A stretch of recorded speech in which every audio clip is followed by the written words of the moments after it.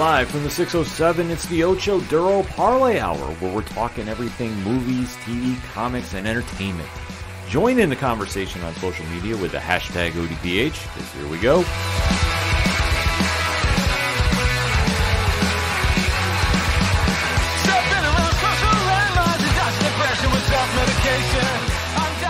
Welcome to an all-new edition of the ODPH podcast, better known as the Ocho Duro Parlay Hour.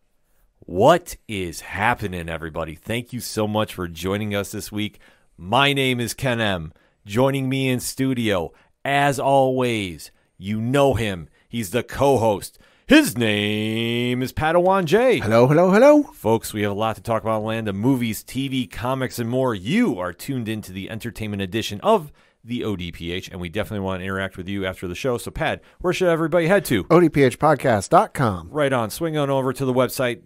Interact with us on the social media accounts. They're all right there on the front page. Check out the TeePublic store. Rumor has a sale is dropping very soon, so there is no better time to go get some ODPH swag than sale time at TeePublic. I just want to put that out there. You can also check out the Patreon link. Shout out to all our amazing patrons. One tier, $2 a month, and a bonus episode on your way.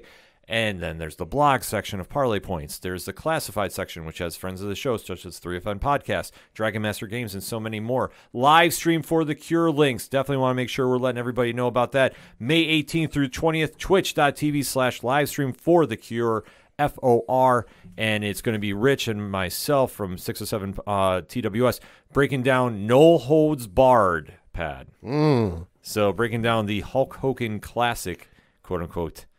Oh, yeah, brother. Yeah, so we are going to definitely be having some fun raising money for the Cancer Research Institute, and we're so honored to be a part of that. The link is right there on the website as well. You have the directory, which how many providers are we on to, Pat? 510,000. Sounds about right to me. The music section, where you can hear such great bands as Shout Out the Robots, Tom Jolu, Brian Wolf, and so many more.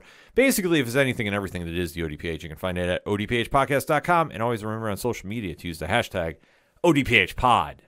Kicking off the entertainment edition of the show, there's no bigger story going on right now than Marvel Studios' triumphant return to theaters, the swan song for the James Gunn created universe, and that is the debut in theaters of Guardians of the Galaxy Volume 3. Mm-hmm. The unlikely franchise of the Marvel Cinematic Universe is now bidding adieu in its current lineup, in its current formation, in its current picture, because of what, Pad?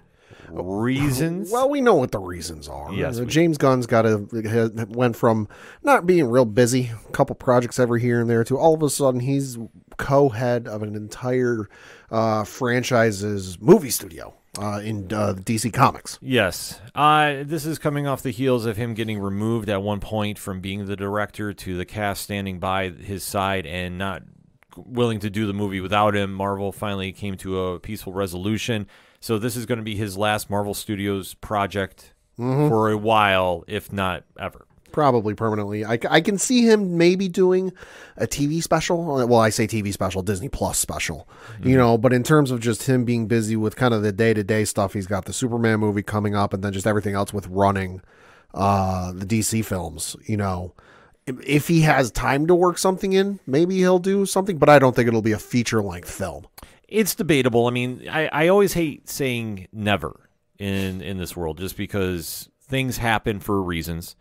And this is going to be a situation that I don't see him coming back. I genuinely don't. It's not because of any bad blood between the two. It's just dude's going to be busy. No, they definitely worked out every issue they had with his prior departure from the MCU because obviously, which I got to admit, wasn't that long ago, but because of the pandemic, feels like 10 years ago. Oh, I agree with you. The pandemic added like 10 years. It feels light years away that all the drama happened because obviously since he debuted in the MCU with the original Guardians of the Galaxy film in 2014 and then in 2017 was Volume 2, you know, he had always been synonymous with this franchise, bringing the cosmic element of the Marvel Comics universe to the big screen. And then obviously the drama happened with post tweets and that whole stuff. I mean, you can look up on your own time about that. And just that whole nonsense. That's the easiest way I describe that, is just nonsense. And then finally things got worked out and he's back. And then this was going to be the end-all, be-all final goodbye to what he's created and the cast, for the most part as well. Yeah. So it hit theaters, and Pat, I know you got some numbers ready to talk about it. I do. So domestically, it was the number one film at the box office this weekend, bringing in $118,414,021, making it number one, ahead of the Super Mario Brothers movie, Evil Dead Rise, Are You There, God? It's Me, Margaret, Love Again, John Wick Chapter 4, and then Dungeons & Dragons Honor Among Thieves in the top 7. And then looking at some overall numbers, domestically, it is currently sitting at $127,339,062. Internationally, it is at $191,400,000 for a worldwide total gross of $318,739,062. So suffice to say, did pretty well, huh? Yeah, from the numbers I had read, it cost $250 million to make, and then the promotion was another $100 million. So in one weekend, it almost made its entire budget back, which is pretty good. Well, it's very good, and obviously fans were excited to see how James Gunn and the cast, led by Chris Pratt, Zoe Saldana, David Bautista, Karen Gillan, Vin Diesel, Bradley Cooper, and the rest of the fantastic actors that have portrayed these characters throughout the films, we're going to say goodbye. So that said, we are going to give you our spoiler-free statement concerning Guardians of the Galaxy Volume 3. Now, if you're new to the ODPH, first and foremost, thank you for checking us out. We always like to give that statement first and foremost because if you haven't seen this film for whatever reason and you don't want to have anything ruined for you, we're going to give you enough to give you our opinions about it before we do a deep dive after a countdown where all bets are off. We go into full spoiler talk. We put it time-stamped in the episode, so if you need to duck out, we tell you exactly where to, and then you can pop back in after that to catch up on the rest of the episode. So that said, Pad, Marvel's cosmic superheroes are saying goodbye to the MCU for now. Give me your spoiler-free statement on Guardians of the Galaxy Volume 3. The movie was fine. I didn't come out of it feeling wowed and blown away and, oh my God, but I didn't hate it.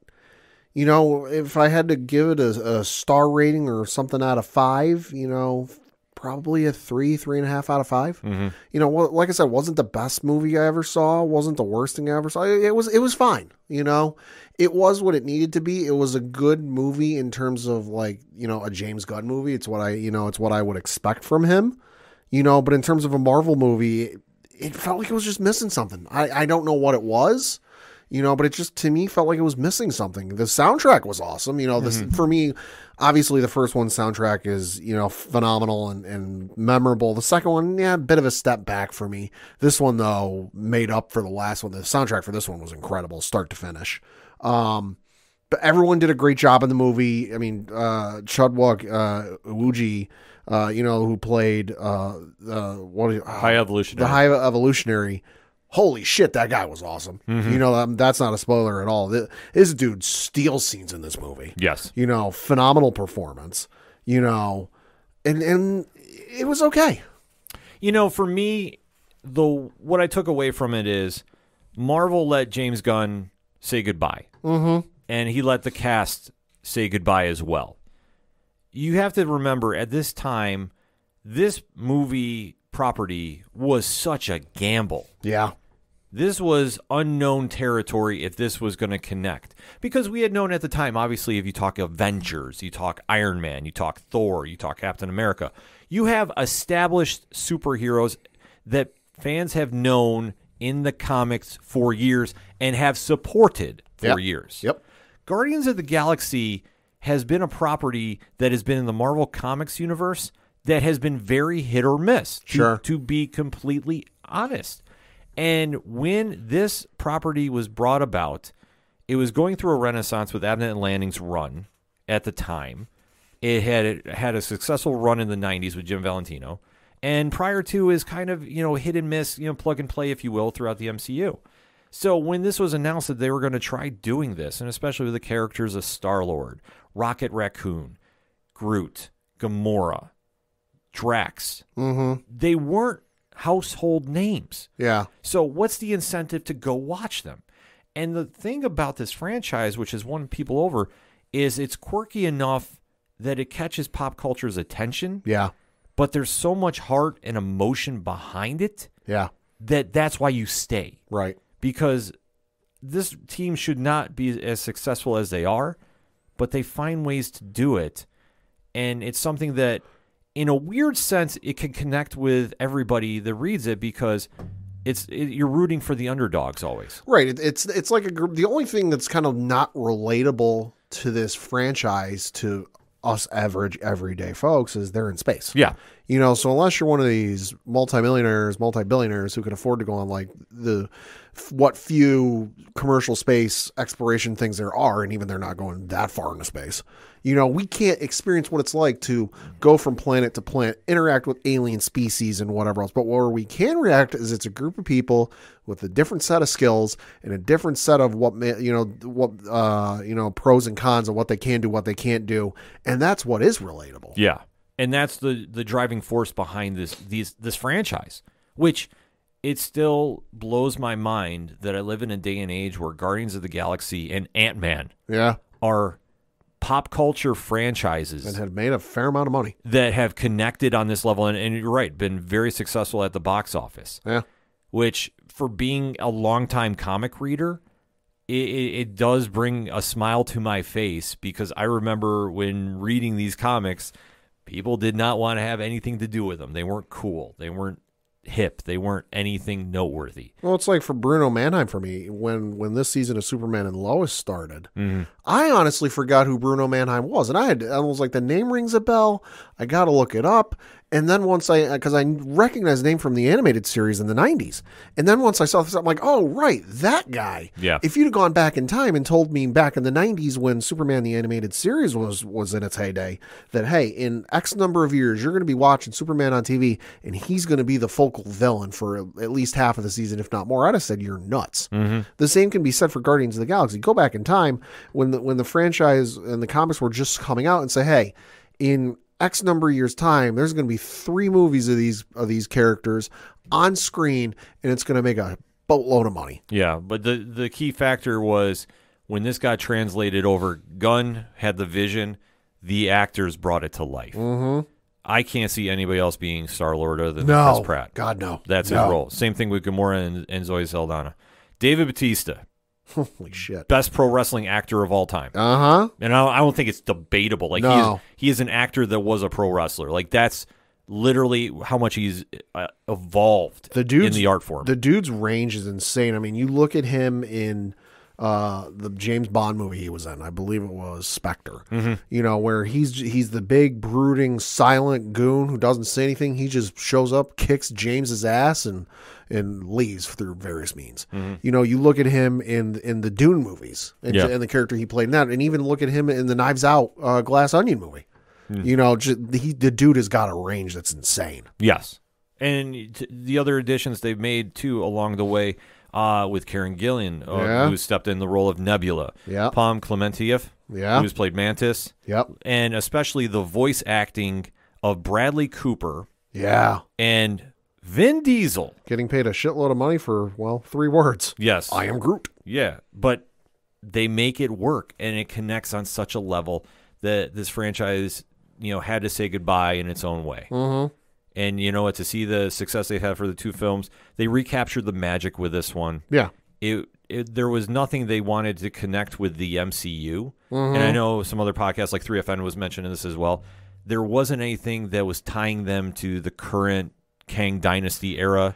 Right. I mean, the last we saw these characters was with Thor at the beginning of Thor 4. There's no mention of Thor. There's no mention of what happened with him or anything like that. Like, this is a movie that, like, if you get some, you can show to somebody who's not seen any of the other Marvel movies. And honestly, I think they might get away with enjoying it. Yeah, no, absolutely. I mean, that's not a spoiler because the main point of this is the love letter to the fans.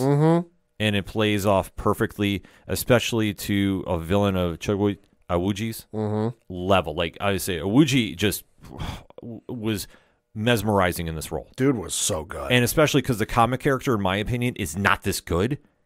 Awuji made it his own. Yeah, he did. So I loved everything that was getting brought to the table about this. And I left the theater, much like you, Pat. On my rankings, I gave it a 7.5 out of 10. Or 3.5 out of 5. Like, however you wanted to break it down. It's good. It's not great. But it's one that it's not meant to do anything more than say goodbye. Yeah. And you know what? There's nothing wrong with that because how they left things, it just really captured the magic. Mm-hmm. And the masses are going to just be absolutely enthralled with this franchise and waiting to see what transpires next in whatever version it's going to be in. Yeah. A thing I think we should do before we get into spoilers, though, is to any parents who have not seen the movie with their kids yet, because I know this is a point of, I don't want to say contention, but it's a point that's getting brought up online. Mm-hmm. This is a PG-13 movie that, honest to God, might borderline R in certain at times. Yes. At certain times. If you haven't seen the movie with your child, I would consider thinking about taking your child to see this movie because there are certain, this is the first time, because you see the little blurb with like PG-13, some scenes may scare, whatever. This is the first time that I believe that I would consider how your child handles scary situations and potentially uncomfortable situations and I'm trying to be deliberately vague in case for those who haven't seen it, uncomfortable scenarios. Yeah. Perhaps talk to somebody who has seen the movie and say, hey, I've heard this movie is kind of scary, but my kid likes all the Marvel movies. What should I do? Or even if you're really on the fence and you don't want to get your kids scared, because I know that's happened to some folks. Yeah. Where I don't know personally, but I've seen online. There's some folks. There's been some online chatter about it. Some online chatter about parents who took their kids to see the movie because it's a Marvel movie, and certain scenes and certain instances in the movie, the kids got real scared. I will admit, when I went to go see it with my girlfriend Liz, there were some scenes where she had to close her eyes because it got a little too much for her. So just consider before you go. Your kid better than we do, so I'm not going to sit here and tell you don't go see the movie with your kid, but just give it some thought, because I don't think you want to be up with your kid at 11 o'clock midnight with nightmares. Yeah, exactly. So that being said, we're going to go into spoiler talk now, so you've been fair warned. In 3, 2, 1, talk to me. Like I said, the movie was fine. It's kind of a standalone thing. It doesn't really mark into anything with where the MCU currently stands or where it's going to go yet. But it was fine. The soundtrack, like I said, the soundtrack was phenomenal from start to finish. Love the soundtrack, and it was a good movie overall. Just it didn't blow me away. It was missing something. I don't know what it was, and I can't quite put my thumb on it, but just to me, it felt like it was missing something that would have made it go, that was awesome. Because I was sitting there and I'm trying to figure out what I was going to grade it. And I'm like, you know what? Initially I thought 4, but I'm like, no, 4 is I really liked it. There was a lot of stuff I liked about it. And there was stuff I liked about this one. Don't get me wrong.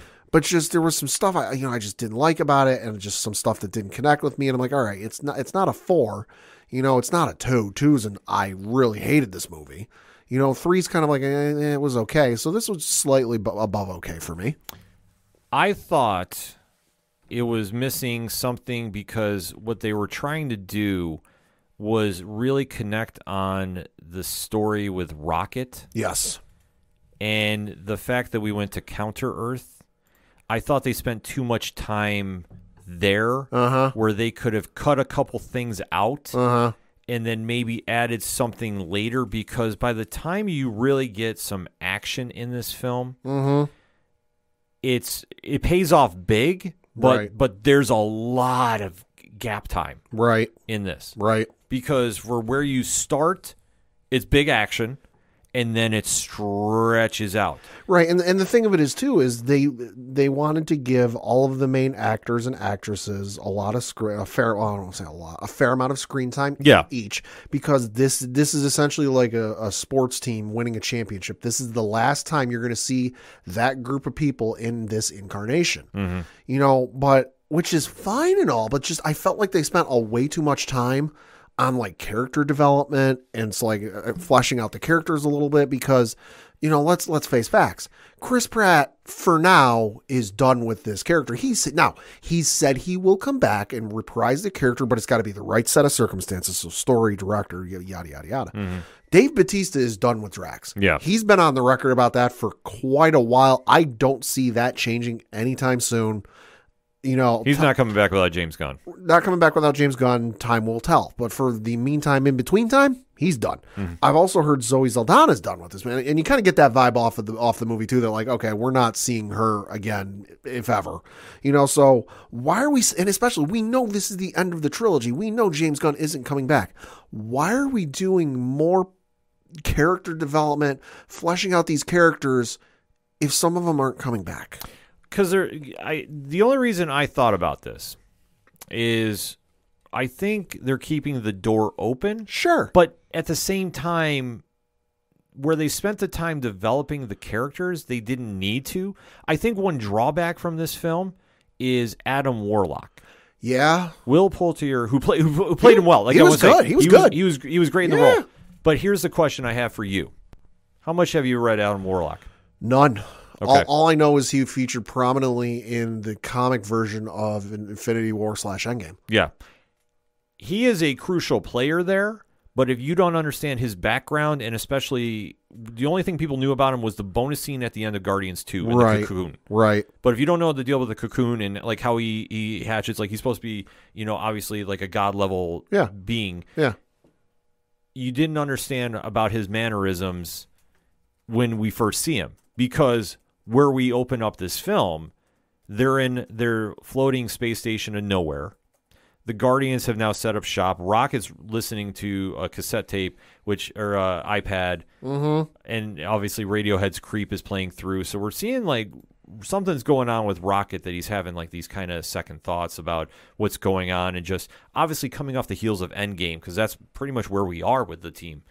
They're just reminiscing about like what has been going on. Star-Lord has been just in a very bad place with the fate of Gamora. That the one that he was in love with is gone, and then the version that is now in the MCU is not the one that has anything to do with him. Time travel. Yeah, I mean, we can officially define that as reasons.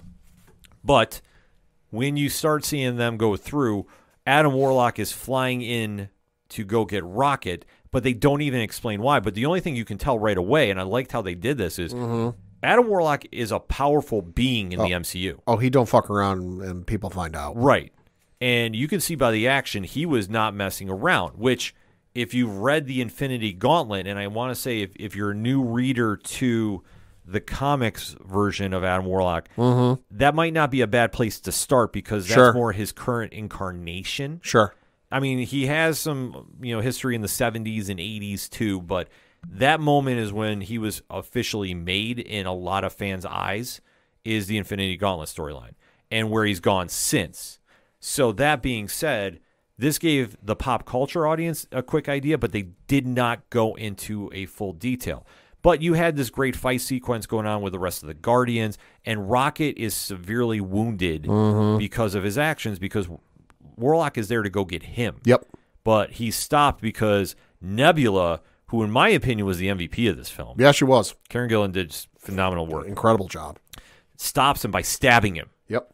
So he winds up flying away. Because she's got, at this point, and I totally, honestly should have rewatched the Christmas special, because I forgot some of the important stuff that happened with that. She doesn't have Bucky's arm on this. It's some different arm. Yes. That can shapeshift and turn into all these different weapons and tools. Yeah. It reminded me of either Shi'ar weaponry. Maybe. And I know they didn't want to go there. So I think they'll elaborate on it down the road, per se. Maybe.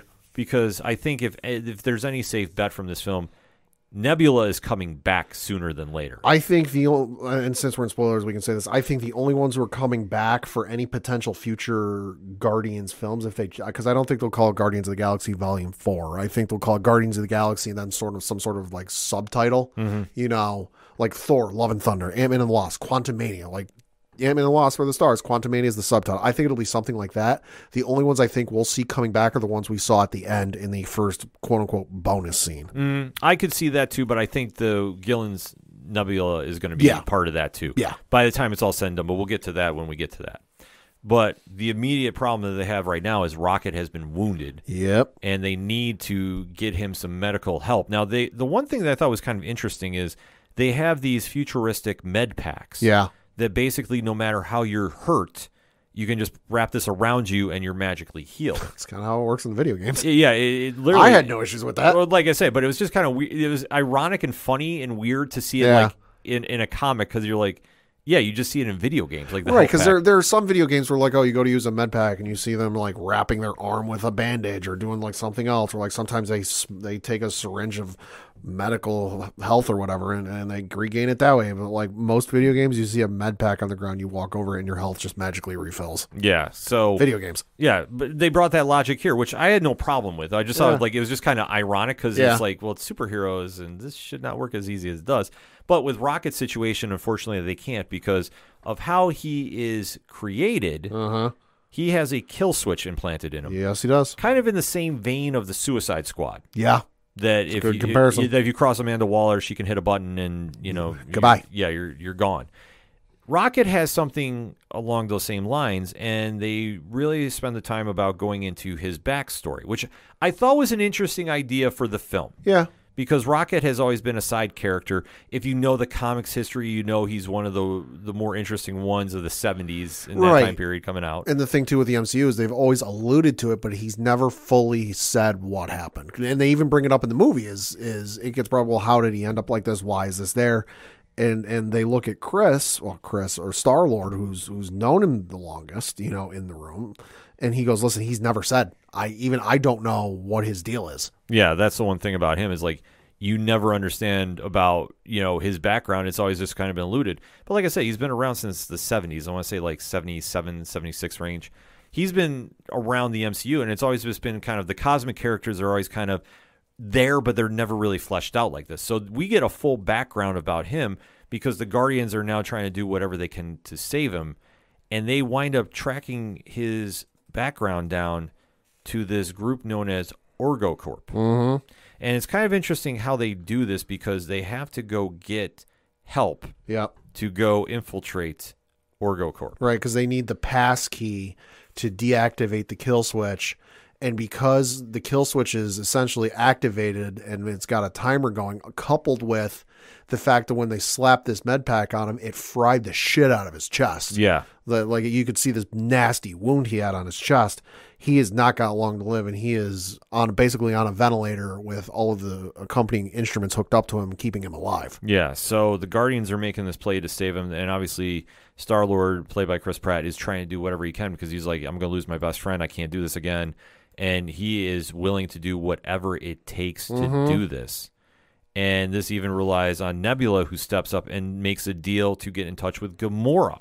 Well, she makes a deal, so they know they got to sneak into this Orgo Core, and they know it's going to be hard because there's intel out on it and how hard, because I think she brings up before they get there that, there's these 3 shields around the place. And she goes, oh, don't worry, I've got a contact in the area who can help us get in. Yeah. And she doesn't reveal who it is until they get there, and that's when Gamora shows up and Peter goes, what are you doing? Yeah. Because Gamora is now with the Ravagers. Yep. Who we've seen in Volume 2. They're Yondo's original group, who Yondo played by Michael Rooker. We've seen them throughout these films. And the one cool thing that a lot of fans don't know is the lineup of the Ravagers, for the most part, is the original Guardians of the Galaxy. There's also a DC connection in there because one of those characters is played by Michael Rosenbaum, who was Lex Luthor in Smallville. Yes. So there is that kind of little tie-in too, but like I say, I love the Easter eggs that are thrown into the original Guardians lineup because it's a nice homage. Yeah, I don't think a lot of fans know about it. The run in the 90s is very, very underrated. And it's one that if you got Marvel Unlimited or you want to go to your comic shops to go get, the trade paperbacks, I definitely recommend doing it. That's how I got into the Guardians, and I really will praise that run a lot too.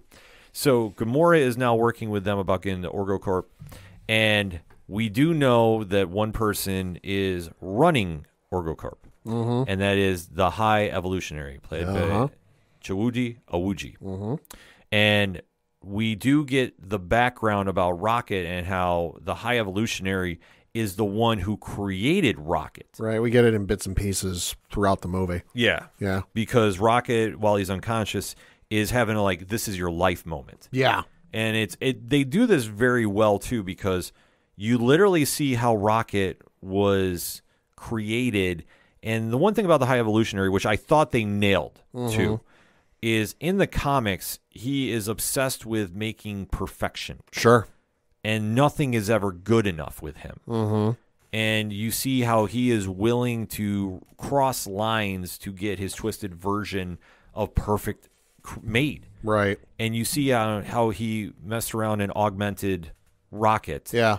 And Rocket was the anomaly because Rocket should not have been as evolved as he was. Right, and we know that the High Evolutionary has created several... we find this out later in the movie, but we know that the High Evolutionary has created several different races, different groups of people throughout the universe, and several of them view him as a god or a deity. And we know that the Sovereign was one of the folks he created. I mean, you look at the Sovereign, for as kind of inept and as bumbling as they were in the last movie, still kind of impressive, all things considered. But what does he say in the movie to the Sovereign? You were a vanity project. You're nothing. Yeah, and that's how he is. Like, he's very cold.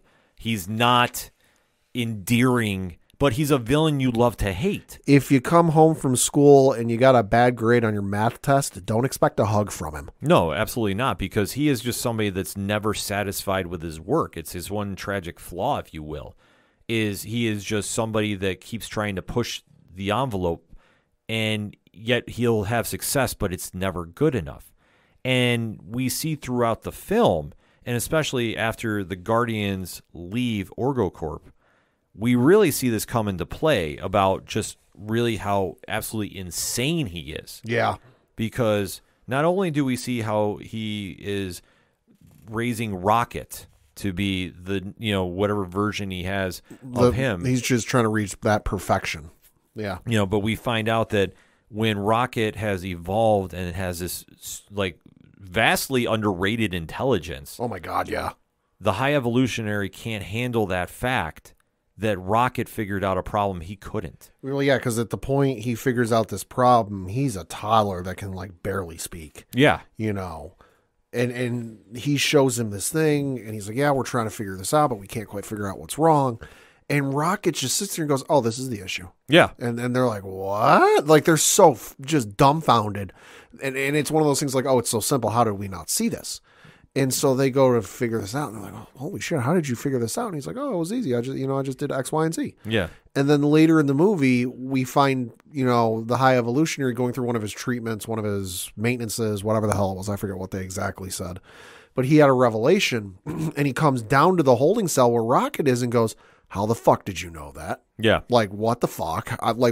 We, the smartest beings, or the self-thought smartest beings in the galaxy, couldn't figure this out, and you took one look and figured it out. Like, what the fuck? Yeah, so he wants to figure out what he did so he can do it on something else, because he keeps telling Rocket that he's going to take him to his new Earth, and him and his friends, that we see these other subjects that the High Evolutionary has experimented on, right, are going to be part of this new utopia. Yeah, they're utopia. They don't call it new counter Earth. They just call it. He's going to take us to utopia. Yeah. So we do get introduced to that side of Rocket, that you see that he had friends that he considered family there. Lila, who is this augmented otter. With, like, weird robot arms. Yep. Yeah. Teef, who is this experimented walrus. Yeah. And Floor, who is this... rabbit with spider legs. Yeah. Robotic spider legs. Yeah. I cannot believe I'm saying this. For as much as I expected the Sam Raimi, Doctor Strange movie to be creepy and fucking out there, this is more creepy and out there than the Doctor Strange movie. Oh, yeah, no, absolutely. Which I did not expect from James Gunn. See, I had an idea it was going to go this route because I've read the High Evolutionary in comics. Sure. And here's even kind of a weird throwback.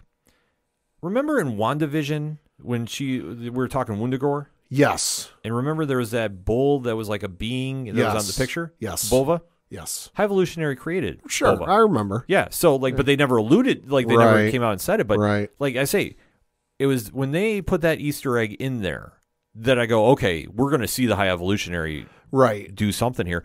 And like literally, he's Dr. Frankenstein meets Mr. Sinister. This dude was a straight up mad scientist, and he played it brilliantly. Yeah, exactly. And like I said, Wuji, just the way he did the role too, menacing, terrifying, and eccentric at the same time. Like he's just hell-bent on his goals and didn't care who got in his way. He'd get him out of it. Legitimately one of the best villains that we've seen in the MCU.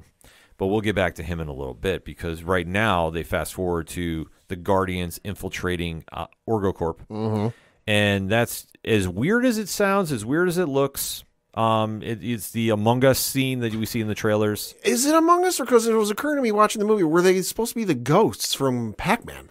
That was too. Like, there's a lot of rumors of influence about what they were supposed to be. I can see the Among Us thing, and don't get me wrong, I agree it could be Among Us. You know, the outfits you play in that game. You know, if you haven't seen it, YouTube some game footage. But I only bring up the Pac-Man thing because we saw a sticker, a patch, or something at some point in this movie with Pac-Man, and it was kind of faded, and I was like, oh, maybe that wasn't supposed to be a call out or an Easter egg for Among Us. Maybe it was supposed to be an Easter egg for Pac-Man. It could be. I think James Gunn has kept this very vague for that reason. Yeah. Like he I know he's tried like downplaying the influence on it, but it's definitely influenced by a couple things. Like I also heard it was like from a long forgotten cartoon as well. Okay. I've heard a couple different theories. So #ODPH pod. Let me know your best theory about this. All I know is it was sus. Yeah.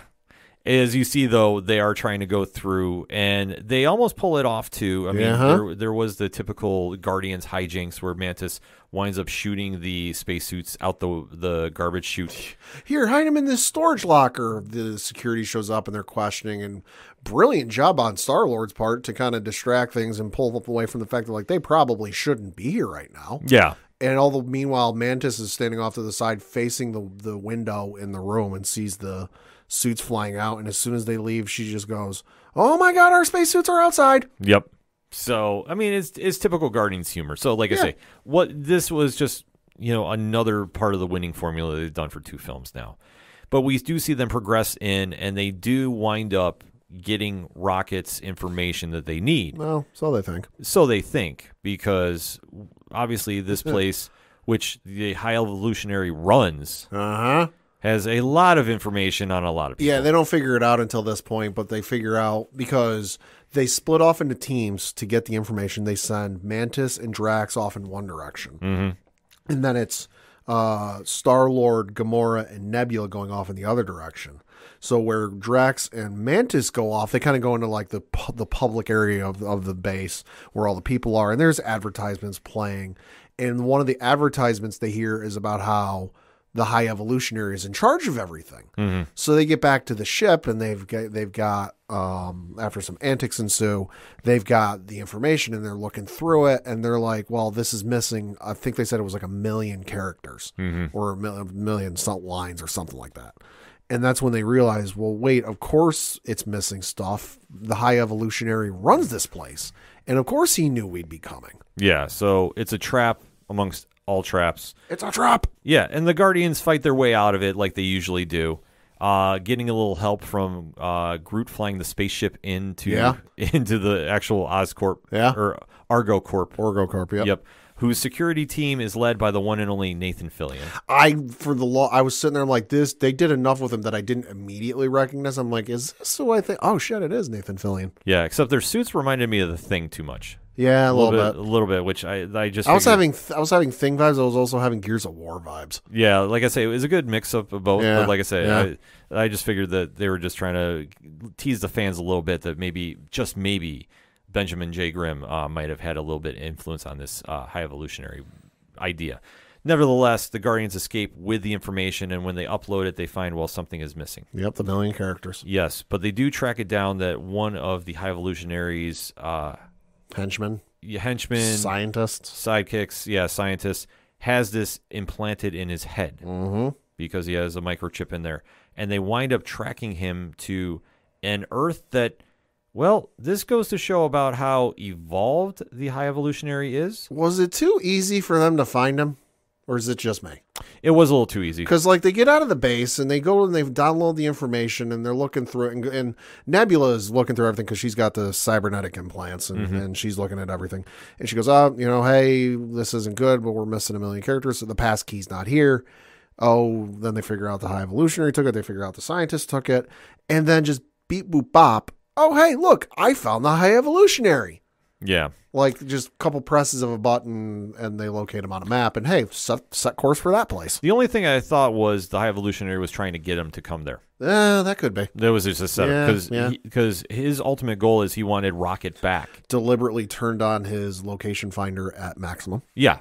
So they wind up finding where the High Evolutionary is. Well, they set their course of that planet not knowing what they're going to find. Right. But we find out, like I say, this is one of the greatest creations High Evolutionary's done. He created a counter-Earth. From circa like 1995. Right.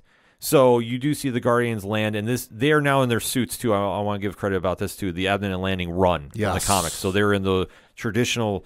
I always call them the police suits. Yep. Because when they were trying to be the law of the space galaxy, this is what they were wearing. So they all have the uniform look to them, which I thought was awesome to see come in the comics. It was nice. Yeah, no, it definitely was. So you see them come, and they're interacting with a lot of the inhabitants of Counter-Earth, and it's just as much as you think it is. You have these just, mix-ups genetically of different animals and different humans, and it's something the High Evolutionary does. I'm interested to see in the bonus features when this eventually gets uploaded to Disney+ how they film this sequence, because this looks like they just straight up just landed, like they just borrowed the set from WandaVision and just kind of made some additions to move it up to the present time of where they were at, and just made some this was the one part of the movie that I'm like, you know what, out of any part of this movie I want to find out how they did this is the scene I want to figure out how they did this. I agree with you. I mean, I think that they definitely borrowed a lot from it, because, and you can even tie it back to the ties that the High Evolutionary has with Wanda Maximoff, right? So it would make a lot of sense if they wanted to do that. I think it's just another little tip of the hat, so to speak, if they do that.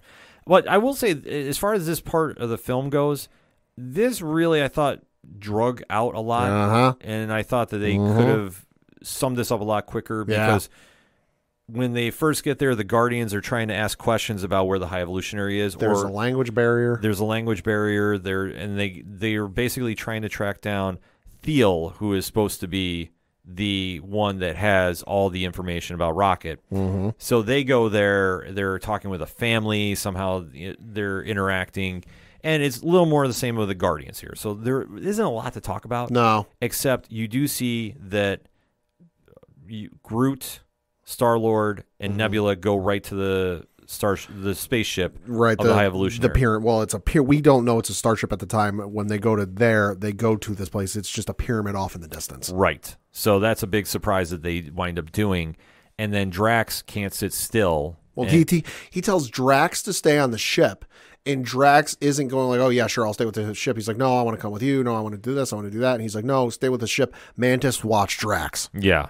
So Drax winds up convincing Mantis to go to the ship. Well, air quotes convincing. Yeah. He tricks her. Yeah. Like I say, the chemistry that they have is just good friends, and they're just messing with each other the entire time between Drax and Mantis. So I did like that. Meanwhile, on the spaceship itself, Gamora is there watching Rocket and is starting to make a connection a little bit about the past friendship that Gamora of their timeline had with them. So you do see that slow build to why she's going to care about this team, because originally she doesn't want to be there. She wants to get back to the Ravagers, and she even goes so far as to message the Ravagers after they escape Orgo Corp. She's like, hey, all right, I did what I did, drop me off. And they're like, nope, sorry, ain't got time. She ends up going into the belly of the ship and contacting who she thinks is another Ravager. Turns out the Sovereign are the ones answering the call, and she goes, and they're like, oh, hey, yeah, we're looking for you. Isn't that convenient? Oh, yeah, where are you? Turn on your rescue beacon. We'll come find you. Wink, wink, nudge, nudge. Yep. So now the Sovereign are after her. And the thing I like they did with Gamora's time with the Guardians is how anytime Groot would say something, she wouldn't understand what he said. And she just goes, I know you're Groot. Stop saying your name. Yeah. That was good. I enjoyed that. Oh, it was a very fun moment. Like, I definitely have to agree with that. So you do see that Star-Lord and Groot get onto the ship, or to the pyramid, I should say, at this point, because, like you said, we don't know that it's a ship. Well, and the entire time, Nebula's like, this is a terrible idea. This is a trap. And Star-Lord keeps saying and reiterating, it's not a trap. When you know it's coming, it's a face-off. Yeah. I mean, playing up into the swashbuckling persona that is the legendary Star-Lord. So they do have the face-off with the High Evolutionary, And we do get to see a little bit about how absolutely insane the High Evolutionary is. Yeah. Because he does say basically, like, this planet was an experiment anyway. I don't care. You give me what I want. Well, because he tries claiming it, because on the way to the starship, which I thought was hilarious, Peter trying to drive when he left Earth at 8 years old and never learned how to drive. That was fucking hysterical. Mm-hmm. Anyone who remembers first learning how to drive can feel familiar with what happened with Peter there. But like they're on their way there, and they just see how, like, as much as this is supposed to be a utopia or the better version of Earth, it's just as bad. Yeah. Because there's crime going on, there's drugs getting dealt in back alleys, and when Groot and Peter end up meeting with the High Evolutionary, because no weapons, so Nebula gets left at the front gate because, well, her arm. Yeah. You know, the High Evolutionary goes, oh, well, this is a utopia. This is the perfect model of society. And Star-Lord goes, well, oh, yeah? Well, then why is there an octopus head dealing meth in a back alley to another guy? Mm-hmm. And the High Evolutionary goes, oh, yeah, you're right. This is just an experiment. I'm going to destroy everything. Yeah. So you do see that Counter-Earth is getting destroyed. Yeah. Which is absolutely wild. Yeah. Going on. You do see that Adam Warlock's mother, Aisha, gets killed in the process. Yeah. And you do see that Adam Warlock, as he tries to save her. Yeah, as he's trying to save her, he just is not there in time. You do see that Gamora is taking the ship now, trying to make the rescue, even though she's never flown the ship. Yeah. And she does get there in time to save a flying... Now, how crazy was this scene? That was nuts. When the pyramid that we all think the High Evolutionary is in turns into a spaceship and he leaves, you do see this amazing fight sequence going on where Star-Lord and Groot team up and there's a big shootout going on. Yep. And they wind up shooting the window out and taking Teal with them. I think they said it was like 1,000 feet up or something crazy. It was something like that. It was something crazy because as the High Evolutionary told him, you know, basically he starts snapping and says, you know, you need to listen to me. God isn't here right now. I took over. He says something. God's not real. I filled the void or something. Yeah, like he starts absolutely snapping. At that point, the mood shifts. And you see that obviously everybody's turning against him and he's taking everybody out. And he's just like, well, I'm just going to start over again. I don't need you. I'm going to get what I want, and that's Rocket.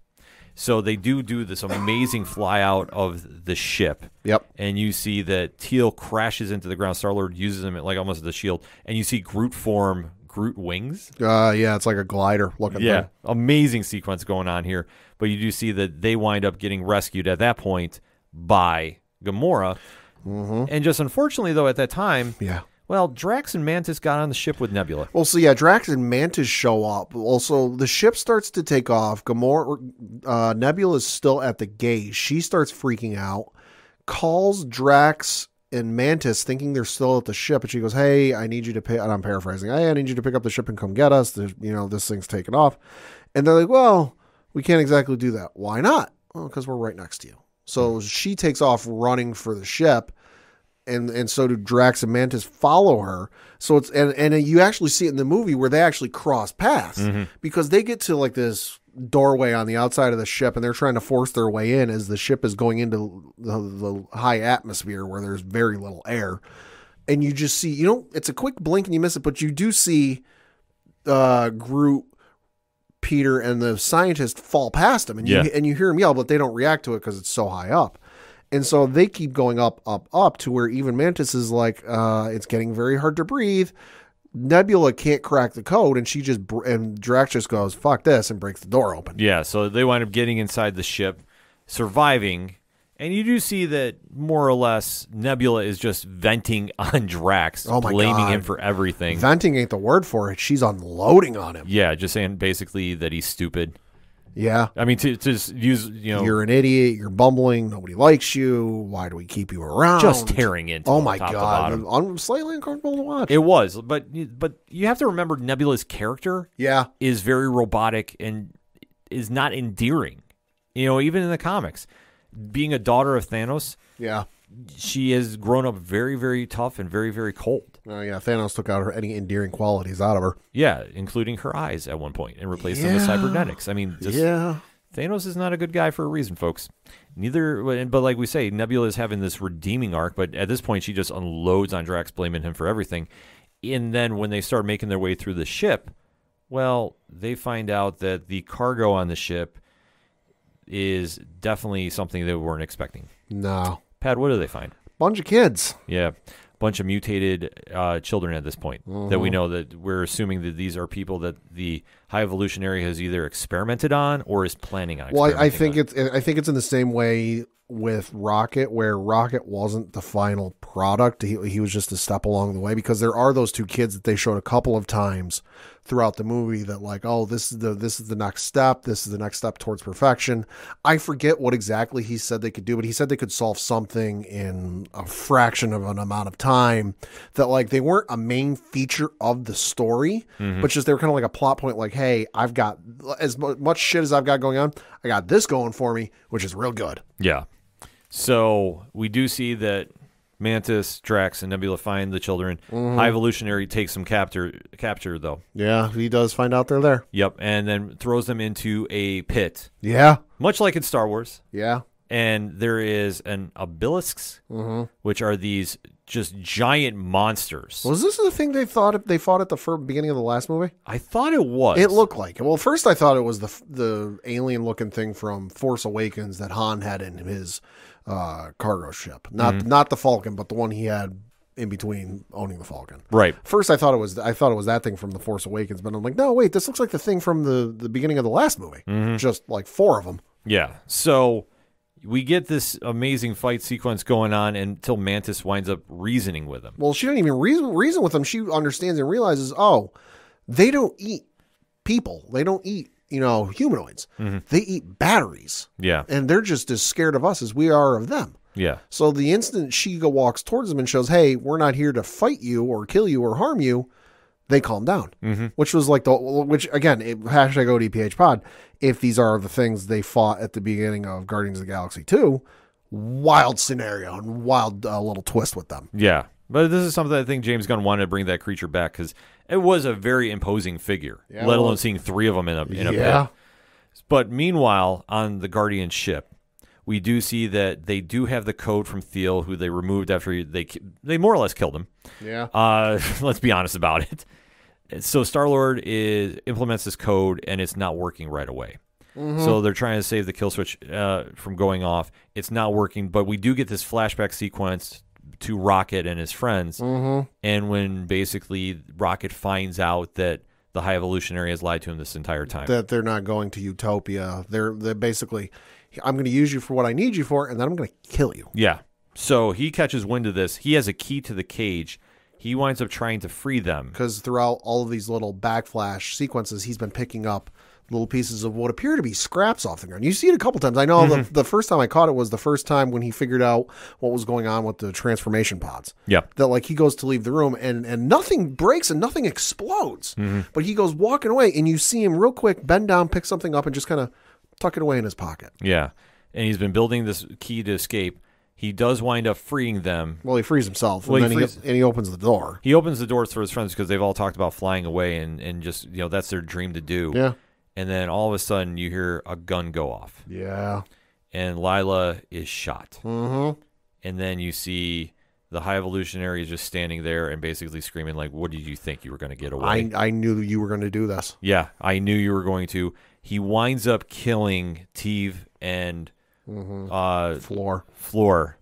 And this is a scene that we talk about if you got younger children. Yeah. You're going to the theaters. Yeah. This is kind of a little intense for them. Yeah, well, especially when you see the characters you see the other friends on screen. It's off-putting. Yeah. Not gonna lie. You had the one, not the walrus, but I think it was Floor who had the teeth. Yep.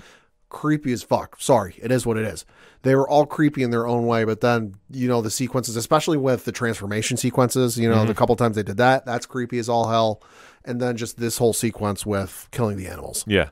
So you see at this point, Rocket is angry, obviously. Yeah. And he actually winds up taking out the High Evolutionary. Just clawing the shit out of his face. Yeah. Which, this was even like the point of uncomfortable, too. So, kudos to James Gunn and the cinematographer and the way they shot this.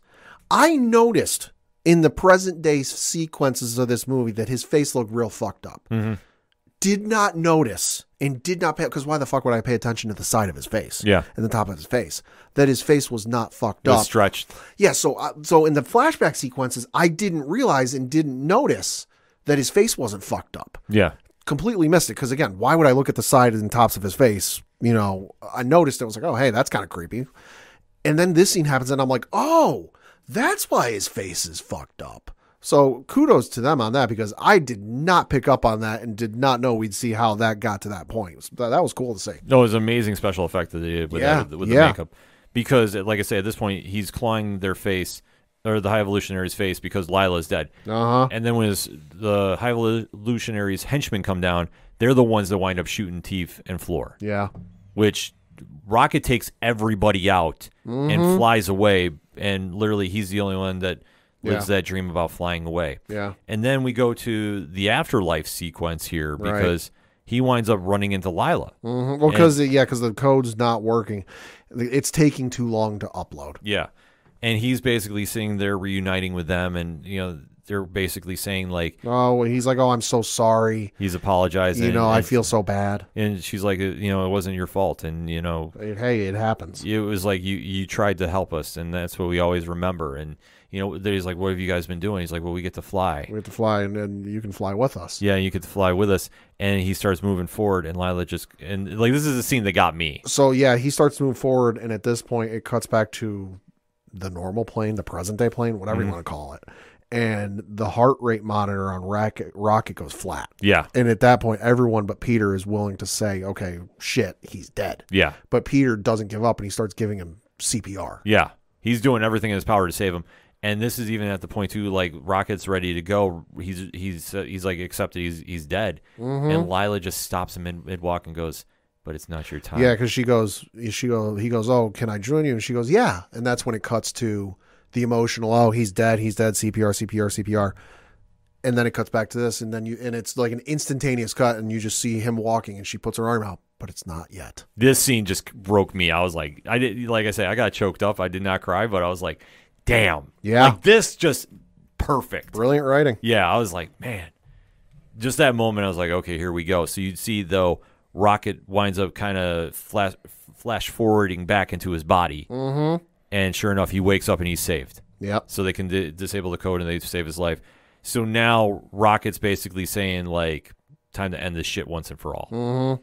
So they wind up formulating a plan with the team on Nowhere to go, and we're going to take it right to the High Evolutionary ship. Mm-hmm. And because at this point, Rocket's saved, and then he wakes up and he looks behind Quill, and he goes, oh, hey, why's Nebula trying to contact you? Because Nebula had this entire time, they're in the basement of the High Evolutionary ship, doesn't know where Peter is, doesn't know where Groot is, doesn't know where anything is going on. She just knows, hey, we're in the ship and you're supposed to be here someplace too. So this whole sequence with Rocket takes place, and Rocket comes to look, hug, yeah, thank God you're alive. And he goes, why is Nebula trying to contact us? And he goes, huh? He goes, yeah, look, the signal's going off. And they finally make contact. And they both have this like awkward exchange, but it's still funny where it's like, oh, hey, where are you? Oh, we're safe. We're on the ship. Wait, what? Where are you? We're on the High Evolutionary ship. Oh, shit. Okay, well, we'll come and get you. Yeah, so they make the plan to go get it. It's this crazy sequence. This is where I think most fans really have a lot to talk about, is when they make their way to the High Evolutionary ship. And it's this great fight sequence in space with Rocket and Star-Lord. And they're making their way on. It's like fighter jets are going on. Adam Warlock is in the building, too. Yeah. Obviously, he's got a little bone to pick with the High Evolutionary. But we do see the Guardians make their way onto this ship. Mm-hmm. Because everybody is now starting to basically shift their attention to Nowhere. Right. So the Guardians land to the sound of the Beastie Boys' No Sleep Till Brooklyn. Oh, greatest fight sequence ever. Yeah, and we get one of the wildest scenes in Marvel action history. Mm-hmm. It's up there with the hallway scene from Daredevil season 1. Yup. Pretty much one camera take. Holy shit. All over the place in one hallway. Oh my God. And you see the Guardians united doing what they do best. this is the moment you're like, okay, this team is legit. I've seen some pretty great action sequences in my life. You know, Anakin and Obi-Wan in Revenge of the Sith comes to mind. This one's up there, though. Yo, just with the way it was shot, basically one shot down a hallway, Beastie Boys playing in the background. Oh, my God, this was awesome. Could not have been better. Absolutely not. So they wind up making the save, finally getting to where they need to. Mantis leads the obelisks, or obelisks, as they're called. I'm sorry, I'm butchering the name. Just the creatures start coming through. Yeah. So they do wind up getting to nowhere. And obviously, I know we didn't spend a lot of time talking about Cosmo, the astronaut dog. The Soviet space dog. Yeah. Yes, and Kraglin, who is Kraglin said Cosmo's not a good boy, and Cosmo spent the rest of the movie going, "Say I'm a good boy. Take it back." Yeah, which was funny. Yeah, I mean, Sean Gunn, who's played Kraglin the entire time, has been kind of the lost henchman. I enjoyed Cosmo. Yeah. It was a nice comedic break. Yeah, Cosmo definitely was a nice comedic break, and obviously he played a big part holding the telekinetic tunnel open, connecting to get everybody off the ship. Made a docking port where there was no docking port. Right. But at this point, too, the High Evolutionary has taken, like, everybody's left him. He's well, yeah, because he went full-blown crazy. Yeah. And was like, where the other scientists were like, no, hey, we need, like, our ship is being destroyed. We need to leave, pull back and leave, or we'll be dead. Mm-hmm. And he's like, nah, fuck this. Full speed ahead. Yeah. You know, ride or die, ride or die, like, whatever. And that's when you see the female sidekick scientists turn on him. The other scientists and the other security guards in the room all pull their guns on him and basically tell that, I don't know what the role was. I'll just call him a helmsman. Mm-hmm. The helmsman of the ship, he goes and basically says, helmsman, I'm taking control of the ship. Here's what you're going to do. You're going to disengage and we're going to withdraw. And at that point, the High Evolutionary goes, okay. And he destroys the entire bridge of the ship. Yeah. Like it's still quote unquote intact in that you can walk in there and you can breathe, but all of the equipment's vaporized. Yeah. He basically unleashes this blast and just takes out everybody, which is absolutely insane. So Rocket, though, knows that there's more business to be had. So while everybody is getting off the ship, like, he kind of breaks away to do his own thing. And he goes into where he knows the animals have been captured on the ship because he's been there. Yeah, because he gets a quick flashback. He recognizes it. Yeah. So he goes there and realizes, where he was, and he sees all these raccoons in a cage. All these other animals, too. Yeah. So he winds up freeing everybody. And this is where the High Evolutionary shows up. And he finally recognizes something that he's been denying the entire time. Since the first movie and the first scene, well, one of the first scenes, we saw him in this franchise. What has he always said? Oh, you're a raccoon. I'm not a raccoon. Oh, it's a raccoon. I'm not a raccoon. He sees what's essentially what you would see at a zoo, like a little nameplate plaque describing what the animal is, where it's from, and yada, yada, yada. And then it just says species, raccoon. And the camera made sure to show you the little plate because, hey, it's from North America and population, yada, yada, yada. And it zooms in on raccoon. And from that point on in the movie, he's not just Rocket, he's Rocket Raccoon. Yep. So he takes the fight to the High Evolutionary, but like I said, the rest of the Guardians jump in. And this is where you have this great sequence. I almost want to say it was almost too short-lived. Yeah. Almost to a bit, but at this point in the movie, it's almost 2.5 hours. Easily. Yeah, so I understand why they kept it quick, but they basically establish the High Evolutionary has been defeated by the Guardians in general. Like, everybody gets their shot in on them. Yeah, they do. So it's a cool sequence, uniting everybody, especially for Rocket. He has that bittersweet moment of just like... He has the chance to kill him, and he chooses not to, and he realizes, if I do this, I'm no better than him. Yep, but he takes his mask off. Yeah, he does. And you could see the damage Rocket did. Yo, you know what he reminded me of? He reminded me of Giancarlo Esposito in Breaking Bad. Yep. After the explosion, and like you see the one side of his face, and it looks perfectly fine, and then he turns face, and you go, "Oh my god!" Yeah, it was all skull. Same thing. Like you see his face, you go, "Oh, okay," and then you pull the mask off, and you go, "Holy fuck!" Yeah, it was amazing seeing this play out. But they wind up leaving him on the ship to die. Yeah. So maybe we'll see him come back. We think, but comics, there was no body. Yeah, you know what? Which I'm perfectly fine if we see him come back at a later date. I'm not going to lie. I am too. But the Guardians wind up getting everybody off, And Peter almost dies. Peter almost dies because he's the last one on the ship trying to save everybody. And he winds up getting saved by Adam Warlock, who was saved by Groot. Yeah. And I remember Adam Warlock, and the one thing too, which I forgot to go into a little more detail about this, when he's hatched from the cocoon, he's still a child. Right, and it's even brought up by his mother that he was hatched early. Yeah. And the High Evolutionary basically said, this is fairly early in the movie, because I think this is after he gets back from nowhere after failing and almost dying. And his mother goes, well, you did hatch him from his cocoon early, that like he's not fully developed yet. And the High Evolutionary, this is where he sets up like he can do no wrong in his eyes. He goes, no, I don't make mistakes. He's ready. Yeah. But we do see that he goes through this bit of growing up. Yeah. In a short amount of time. Has a little redemption arc. Because like I said, he's just like, he doesn't understand why Groot saves him. And he more or less gets told everybody deserves a second chance. Well, yeah, because he says, I am Groot, I am Groot. Yeah. And he goes, oh, what did he say? And that's when Drax says he feels everyone deserves a second chance, even you. Yeah, because Drax can translate. This is one thing that we find out this entire movie franchise. Everybody can translate. It's just Gamora can't because she ain't been around that long. Yeah. She starts to by the end of the movie. But Drax is the one that winds up translating to the children about what's going on. Yeah, that was a wild sequence. They're trying to mime and sign what's going on to the children the entire time, and they're like, they can't understand. Drax goes, oh no, I understood them the whole time. Yeah, so he's more or less like Doug Ramsey, a cipher. Yeah. Which is a weird comparison if you know both heroes. Just putting that out there.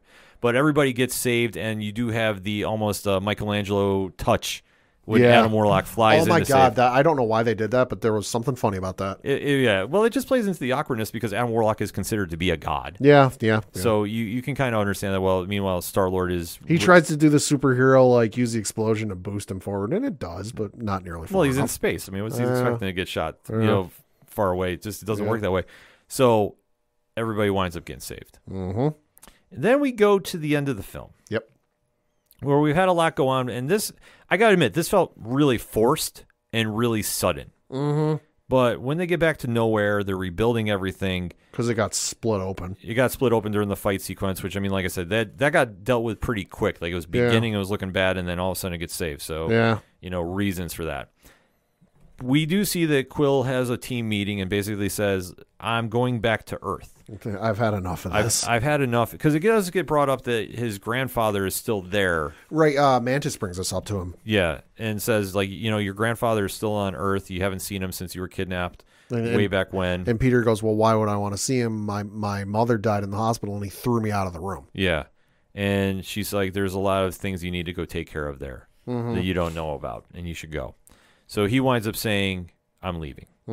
We do see that Mantis falls in the same vein and says, for the first time, I don't have to follow anybody. I'm going to follow myself. She, for a good portion of my life, I did what Ego said. And then for another portion of my life, I did what the Guardian said. Yeah, she's like, I've never had time to do what I want to do. Yeah. I need to figure out who I am. And that was the one that I understood, like, out of all of them, I'm like, you know what? I understand that. Yeah, Mantis made the most sense. Yeah. So she winds up taking off with her creatures. Gamora winds up going back to the Ravagers. Yeah. So, and you know what? I got to admit, I wasn't mad about this. No. Because her character is not a Guardian. Right. I mean, she even says several times throughout the movie, it's just she's got to use a rubber mallet to get it through Quill's head. That, like, as much as you want me to be the woman you fell in love with, I'm not her. Yeah. And Quill finally realizes by the end of the movie, shortly before they have the meeting, he's like, hey, you know what? I understand. Like there may be a part of you inside that is the woman I know, but like on the outside, that's not you. And I'm okay with that. Yeah. So, I mean, it's a great sequence there that she takes off and rejoins Sylvester Stallone's led Ravagers, which, I mean, like I say, it ties back to the original Guardians. It's a fun scene that happens there. And we do find out that with everybody leaving, there's one person that's going to be running nowhere, and that's Nebula. Yeah. Who has now emerged as the focal point of reuniting everybody. She wants to give, because all the kids are on Nowhere now, and she says she wants to rebuild Nowhere and make it better and give these kids a life like she never had. Yeah. So she has this, almost like an epiphany. Yeah. About like, I can do something and there's no strings on me. Well, and she realizes she doesn't have to be the weapon Thanos made her to be. So she's focused on doing that. And she actually winds up talking Drax into helping her. Right, because Drax wants to leave, and she's like, "No, I need you here. I can't do this without you." And she says, "You're not a destroyer, you're a father." Which was nice. Oh, yeah, which, I mean... It was a good line. It plays into his character, like I say, from the comics a little bit more than they touched upon for this franchise, which, like, it's fine, but it makes perfect sense. And then you see everybody kind of having their goodbye moments to the sound of Florence and the Machine's Dog Days Are Over. Side note, Florence has seen the scene. There's a video going around, I believe, on her TikTok page, but you can look it up on Twitter, YouTube, everywhere else, of Florence reacting to her song being in the movie. And it is as great as you would expect it to be. Oh, that's awesome. So highly recommend you check it out. Yeah, so it's capped off with Groot saying something that threw some people off. Threw me off, that's for goddamn sure. But the reasoning for it makes sense. Because he says, not I'm Groot. I love you all. I love you all. And you know why he said that? No. Because now we understand Groot because we are part of the family. Oh. That's okay. why they did that. Oh, okay. Yeah. That makes sense now. So I just was chalked up to reasons, and I was like, why the fuck did that happen? No, okay, that makes sense. That's why. Because now Okay. everybody's part of the family. And now you say goodbye to that family. And that's how the movie ends. And then we go to the bonus scenes. And the first one might throw some people off because Rocket is now going to be running the Guardians. Like, I know we didn't spend a lot of time mentioning that, but it plays into the Guardians have always been his family. He now has a new one to run. And we do see the introduction of the new lineup. Yep. So we do see Craiglin is there. Yeah, Craiglin, Cosmo, a fully grown Groot, bigger than we ever saw him. Yes. Craiglin, Adam Warlock is there, and then one of the rescue children named Phyla. Yes. Now, Phyla is known in the comics as Quasar. Oh, by the way, we would be remiss to mention Adam's pet Blurp is there as well. Yeah, I know we didn't spend any time talking about that. He picked up a pet. Yeah, but we do see an introduction of a character that I thought was this person. Obviously, she's younger than the one we see in the comics, and that's Phyla Vell, a.k.a. Quasar. Because during the sequence where you're seeing the Guardians go into action, you see her hands light up. Right. So I immediately thought it's Phyla Vell, who does play a role as a Guardian, albeit she's older when we see her in the comics. So I figured, okay, this might be her. And then sure enough, in the credits, it said Phyla.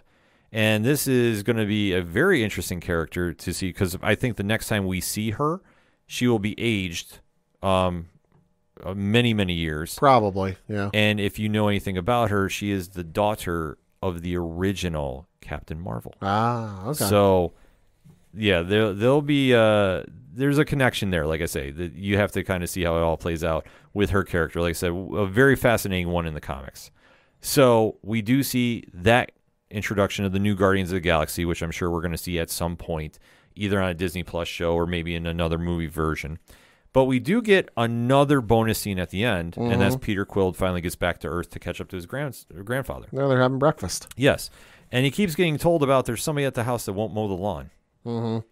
And there's a lot of speculation about who that could be, but we do know that we might get an answer to it sooner than later because at the end of this movie, it does say the legendary Star-Lord will be back. So a lot of speculation going on with that character. I don't know who it is. Well, I just think that little thing at the end of the legendary Star-Lord will return is like, we're not done seeing, they have plans for the character to show up again, whether it's in, my guess would be one of the upcoming Avenger movies, because I don't think he's going to show up for Secret Invasion. That'd be kind of wild if he does, but I would imagine that like now he's on Earth, the battle I think for the upcoming Avenger movies are going to primarily take place on Earth. So it's going to leave him available to be there for the fight and not have to go through shenanigans to get him there. I wouldn't doubt it's a Disney Plus show, much like the Christmas special, which I do like. They did plant an Easter egg in the paper that Jason... Yes, the Kevin Bacon story. Yeah, the fact that his grandfather was reading the paper and Kevin Bacon explains all about the Christmas special. The alien abduction. So, I mean, that was a nice little Easter egg there. But like I say, there's big speculation is what we're going to see out of this. I think it's going to be a Disney Plus show. I wouldn't doubt that it's an introduction for a hero, whether it's Blue Marvel, whether it's Nova. There's a lot of ways they can go with it. And there has been a Star-Lord series that they could borrow from as well. But the thing with that is it does tie into Kitty Pryde. Okay. So obviously I don't think they're going to do anything with mutants until they're established. I don't think it's going to be involved in that. So I don't know what we're going to see, but I would expect it's a one-shot to introduce somebody else. And I know the Nova name has been thrown around quite some time. It could be that. It could, like I say, the possibilities are endless, but to close out with, it ended things with a lot of possibilities, but it more or less ended things the way it needed to end. Mm-hmm. There's no way this movie didn't hit all the marks that it needed to, and it was literally the love letter to James Gunn, or from James Gunn and the cast that became superstars from this franchise, saying thank you to fans. Mm-hmm. Was it the emotional roller coaster we all thought it was? At times, but not enough to really say it was just an experience. It's a great movie, though, like I say. Good, great, however you want to define it. But I think for what it needed to do, it established it as a one-shot film to say goodbye. Mm-hmm. And you know what? I'm more than happy with that. Yeah. Final thoughts on the film, Pat? Great movie. Well, it was an okay movie, for what it was. It was a nice goodbye from James Gunn and what have you. And it did what it needed to. It stands up on its own, and it's a good watch. But like I said, it didn't blow me away. No, like I say, it's just too long, and they could have taken a few points out and maybe added something else in. Maybe another cameo. I figured we would see Michael Rooker's Yondu in longer than we saw him in this. That was a blink and you miss it. Yeah, I figured we would do something like that. Mm-hmm. But for what it needed to do, it got the job done, and there's a lot of buzz coming from this film, and it's a great way to say goodbye to these characters that have become part of our pop culture lives. That said, hit us up on that hashtag ODPH Pod, Guardians of the Galaxy Volume 3. Your thoughts, we want to hear them. We're going to take a quick break. We'll be right back. Together, we can make a difference. That's been the sign-off for everything Livestream for the Cure related ever since the event began back in 2017. Hello everyone, my name is Nick, and I am the host of the Livestream for the Cure, an annual charity event to raise money for the Cancer Research Institute for immunotherapy research for a world immune to cancer. And over the past 6 years, we've made that difference together. Amazing listeners, amazing viewers, amazing podcast partners and content creators all coming together, and we've raised over $70,000. But this year, we're going to make our biggest difference to date, and we're going to raise $25,000 for the Cancer Research Institute. Tune into the event at twitch.tv/livestream for the cure starting May 18th, as we're joined again by podcast partners and content creators from around the world to help the Cancer Research Institute crush cancer. Together, we will make a difference. Coming back for the final segment on this edition of the ODPH podcast. Pad, what you got? Got a couple things to talk about. The first of which, excuse me, is there was some interesting Disney and Hulu news that came out today right before we recorded. So reading from an article on Variety.com, it says, quote, the headline says, quote, Disney+ to add Hulu content in one app experience later in 2023. The article goes on to say, quote, Disney is pulling Hulu tighter into the mouse house. On Disney's earnings call Wednesday, CEO Bob Iger said the company will soon launch a one-app experience in the U.S. that incorporates Hulu content into Disney+.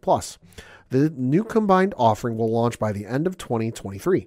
Available to customers who subscribe to both streaming services, he said, quote, while we will continue to offer Disney+, Hulu, and ESPN Plus as standalone options, this is a logical progression of our direct-to-consumer offerings that will provide greater opportunities for advertisers while giving bundle subscribers access to more robust and streamlined content, resulting in greater audience engagement and ultimately leading to a more unified streaming experience, Iger said. Iger also said that Disney intends to raise the price of the regular ad-free Disney Plus tier, currently $10.99 a month, on a standalone basis, and moderately increase the price of the ad-supported plan, currently at $7.99 a month. The company's announcement to more tightly weave Hulu into Disney Plus is a sign that Disney intends to retain its ownership of Hulu. Iger on the earnings call said, quote, it has not really been fully determined what will happen with Hulu, but he said that it's clear that the content on Disney Plus combined with general entertainment content is a very strong proposition. So where we are headed is for one experience with general entertainment content on Disney Plus, he said, declining to say how the negotiations for Hulu will turn out. Starting in January 2024, Disney can require Comcast to sell its 33% stake in Hulu, and Comcast can force the sale. Iger has said Disney is evaluating all options. The streaming landscape, quote, is very, very tricky right now. And before we can make any big decisions about our level of investment, our commitment to that business, we want to understand where it could go, Iger said at an investor conference in March. Under the terms of the Disney-Comcast deal for Hulu, the guaranteed floor value of Hulu is $27.5 billion. Wow. Meaning Comcast's stake is worth a minimum of about $9.2 billion. Disney already offers a pre-discounted bundle of Disney Plus and Hulu with ads for $9.99 per month, but customers must use separate apps to stream each one. In addition, the company offers Disney Plus, Hulu, and ESPN Plus bundles for $12.99 a month with ads and $19.99 a month, no ads on Disney Plus or Hulu. Also on the earnings call, CFO Christine McCarthy said Disney intends to produce lower volumes of content for streaming content, and that it will be removing certain content from its streaming services as it looks to improve profitability. Disney expects to write down its fiscal quarter 3 of $1.5 billion to $1.8 billion from removing the content, McCarthy said. Disney Plus shed 4 million subscribers in the first 3 months of 2023, its second consecutive quarterly drop to stand at 157.8 million subscribers worldwide. Hulu gained 200,000 net new subscribers in the quarter to reach 48.2 million, and ESPN Plus increased by 400,000 to 25.3 million subscribers. So basically what's going to happen by the end of 2023 is we're going to get what the rest of the world already has in Disney Hotstar. Okay. So Hotstar is the international version of Hulu. Hulu only exists in the United States. Interesting. The rest of the world has. So I know if you go to like the Disney Plus subreddit, you see this occasionally with somebody who, marks that they're out of the States, but like you can go to like the UK or something like that and go watch the most recent season of It's Always Sunny in Philadelphia on Disney Plus, because there is no Hulu in some certain parts of in most of the rest of the world. They have Disney Plus Hotstar.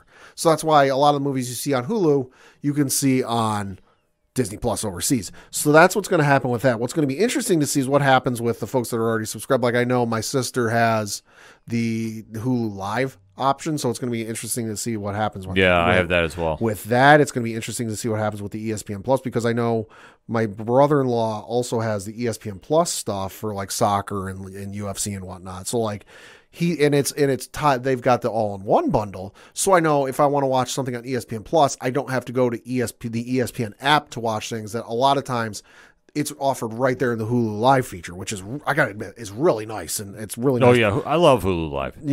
It's really nice to not have to switch things over. The price hike, okay, saw that coming. They every company's been been doing that. To be expected. The interesting thing is going to be how they're going to peel back some of the stuff that's being offered on the stream. So it sounds like they're going to like put stuff on there and then pull it off, which I think might be an attempt to drive subscribers to come there, because as it currently stands, and as has been since the start of the service, which with a few exceptions, I know there's been some that have come and gone, but that's because of previously established streaming deals. But like a lot of the movies and a lot of the TV series, like the Disney Channel original movies, have all been there since the start, and they always will be there. Mm-hmm. So there's no rotating door. Yeah, they're not moving. They're not moving. So I think it might be just a ploy to try and drive people to come back and come in, because, oh, hey, your favorite movie got added. Oh my God, I want to go watch it. I totally forgot about that movie. We'll see what ends up happening with that. The most interesting thing is the Comcast deal, because that's wild. Before it was like a 50-50 or 51-49 split. Comcast backed out to 33%. So like the article said, starting in January, Comcast can force Disney to pick up the tab of what Comcast does. So Comcast can turn around and go, hey, Disney, fork over $9.2 billion. We're making you pay for our half. On the flip side, Comcast can say, hey, you know what? Thanks for the time. We wish you well in future endeavors. We're leaving. Mm-hmm.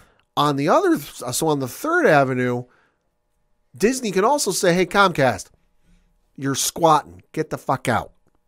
So January of this coming year is going to be real interesting to see what happens with Hulu. There's a lot of money involved. There's a lot of money involved in it. I mean, this is just the next evolution of what streaming services are going to be doing. Yeah. I think now the market, at least in my opinion, is very, very saturated. A little bit. And I think that you really got to be enticing people to, one, be very cautious with their money. You got to come with your A game. Yeah, and you got to give them really something to come with. Like I say, because there's so many other options, like I say, to be cautious. They can go anywhere else if somebody's offering a better deal. Yeah. For what Disney offers, and especially getting Hulu, I mean, it makes the most sense. I mean, Hulu, let's be honest, I think it's lacking, in just my opinion, like, it has great programming on it. Sure. I want to say that first and foremost. Sure. But it's lacking, like, that franchise show, like that identity. Yeah. It's had some stuff over the years, but, like, I use Hulu more I use my sister's live TV login. Yeah. I don't think of, I got to go watch the latest original series on Hulu. I use Hulu for the live TV, plus they've got the deal with FXX, so that's where I watch It's Always Sunny when the new season drops. Yeah, I mean, that's the one thing about it is it doesn't have like The Mandalorian. It Right. doesn't have, like Ted Lasso for Apple TV+. It doesn't have the House of the Dragon. Right. So I could understand why it's getting absorbed. Yeah. And, it makes perfect sense. I It's feel what bad. the rest of the world already has. Exactly. So this isn't like a super crazy game changer, if you will, and I hate using that terminology, but this is a big deal because this is going to impact a lot of things moving forward. And I think what they're going to talk about losing, I think it's going to be some of the stuff that Hulu had exclusively. That could be. I think more so. I think anything that was Disney, example, Star Wars, sure, Marvel. Yeah. That's staying put. That ain't going nowhere. No, they're not moving anything there. But I think like some of the projects that they have coming over from Hulu, they just might not want to pick up for reasons. Yeah. And I think that they definitely are going to make it more enticing to get Disney Plus because let's face it, we're now entering a phase 2 where we're hearing about production of certain shows for Star Wars and Marvel slowing down. Right. Some of them have even halted. I know Blade has stopped production. Well, I mean, that's obviously due to the writer's strike, too. I mean, that's the reason they're going with, I should say. Yeah. So with that being said, I think it's a smart move to load up because, I mean, one, you don't know when this writer's strike is going to be done. This is true. And obviously we're now hearing about more shows getting postponed. Daredevil Born Again has been the last one tagged to that as well. So if they're not going to have a lot of content, it makes more sense to merge, have that content available so you don't lose subscribers. Yeah. Because let's face it, streaming is now, in my opinion, overtaking cable. This is the whole reason the writer's strike is going on, is because of streaming. And hey, shout out to the one writer who had the sign saying like, pay us or we'll spoil Succession. Yeah. That shit was hysterical. Yeah. My God. Which, I mean, like, to be honest with you, though, I mean, the writers are such a vital part to are. making those shows happen. I like what the one writer said. We saw what you did. You came up with Quibi. Yeah. Ooh, shots fired. Oh, that was a dig. Say the writers are coming up with real good signs. Yeah, they're not pulling any punches. They're definitely going with the insults there, so to speak. Switch. Well, you were going to say no, but I think though this makes perfect sense to go with, and I think that to see how this is going to play out. I think it's going to be an unfortunate thing seeing Hulu go because when you have that, somebody's losing jobs. Yeah. And that's the downside that nobody likes to talk about, but it's the evolution of the business, unfortunately, and this will be a new thing for the Disney regime. Like I said, with Bob Iger coming back, change it was coming. We just wasn't sure what. Yeah. So now we're going to see it firsthand when it comes to streaming. Just one request: when this new service bundle deal, whatever you want to call it, comes out. Hi, if anyone in Disney is listening, they do listen. I do know. I don't want to blow up some people's spot, but yes. Anyone closely linked to Bob Iger? Can you put the little bug in his ear? Don't do what Warner Brothers Discovery is doing, because Max is coming out in a couple of weeks here as we record. I believe on the 23rd. Yeah, 2 weeks. It's not Discovery Plus is turning into Max, and you're gonna, if you have Discovery Plus downloaded on your phone, tablet, or smart TV, you'll just have to update and you'll sign in that way, or vice versa with HBO Max, that it's going to turn into Max and you'll just have to sign in again. No, they're coming out with a whole new app that you'll have to download on your smartphone, your tablet, your smart TV, whatever else. Disney, Bob Iger, don't do that. Yeah. That's a fucking pain in the ass, and I hate it. Just, you have the ability to update your app, and it pushes itself out to the TVs and the tablets and the smartphones and what have you. You know that it's the visual change, and you can do everything behind the scenes. Do it that way, please. It's just a pain in the ass. They'll be smart about it. I mean, let's face it. When Disney does something, they usually nail it right the first time. Yeah. So, sticking to some streaming news, we got some news about the upcoming season 4 of Jack Ryan. Well, Tom Clancy's Jack Ryan on Amazon Prime. And that is, this upcoming season is going to be the final season for Tom Clancy's Jack Ryan. So reading from an article on Variety.com, it says, quote, "It's the end of the road for Jack Ryan. Prime Video has slated the premiere date for the 4th and final season of Tom Clancy's Jack Ryan. The espionage action series, which stars John Krasinski as the CIA spy, will premiere the first 2 episodes of its final season on June 30th. 2 episodes will be released weekly thereafter, with the finale of the 6-episode season debuting on Prime Video on July 14th. The new episodes of Jack Ryan come to the streamer only 6 months after the 3rd season debuted in December. Prime Video debuted all 8 episodes of Season 3 simultaneously over the winter, but has shifted to a weekly release structure for the final season. The series was renewed for a 4th season prior to airing episodes of its 3rd.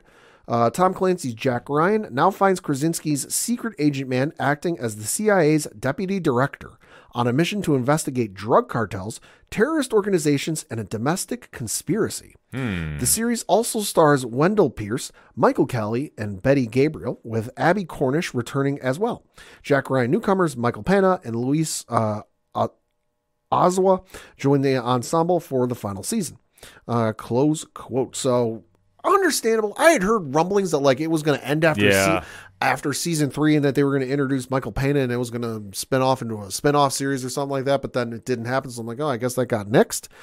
But Michael Pena coming this season, so we'll see if that rumor I'd heard ends up coming true. Not saying I know anything, just I was curious when season 3 was going to come out because I hadn't heard anything, and then I read a rumor that season 3 was going to introduce Michael Pena and the season was going to end with the show was going to end with that season. It was going to be a spin-off show. So we'll see if that happens. If you have not seen Jack Ryan, fantastic show. First 3 seasons are incredible.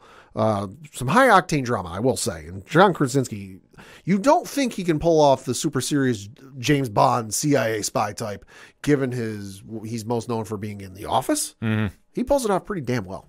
Well, you know he's ending the show now because he was going to be Reed Richards. I was waiting for allegedly. I was waiting for somebody to make that rumor. Yeah, I'll start that rumor. Why not? No, the show is pretty solid. I haven't watched it in full. I've been meaning to, but my schedule is just. I understand. So, but everything I've heard about is good, and like I said, from what I've seen about it, Krasinski is doing his thing. So, yeah, I wouldn't doubt though. It spirals into him doing something else in the same genre. Maybe. So for my one shots. I know we said last week we're going to talk Star Wars Visions. I know we said we're going to talk Superman and Lois. Much like Jeff Goldblum, life finds a way. Yes. And we knew we went a little over time with the Guardians. So guess what, folks? We're going to do those next week on the show. Mm-hmm. But in the meantime, Pat, we can do some spoiler-free statements. Yes. So let's do one, Star Wars Visions. Star Wars Visions has been good. I like the mix-up. Because if you haven't seen the first season was all Japanese animation studios. This season, it's been a blend. It's been a mix. There was one from an animation studio in India. I know there was one from the creators of Wallace and Gromit over in the United Kingdom. And then I know there was one done from an animation studio in France, among others. Fantastic. Haven't finished the whole series yet. I believe I got only 1 or 2 more episodes yet. If you've seen it, I believe it's the 6th episode. It's the Spy Dancer. I forget what the exact title is of the episode. That one has been my favorite one thus far.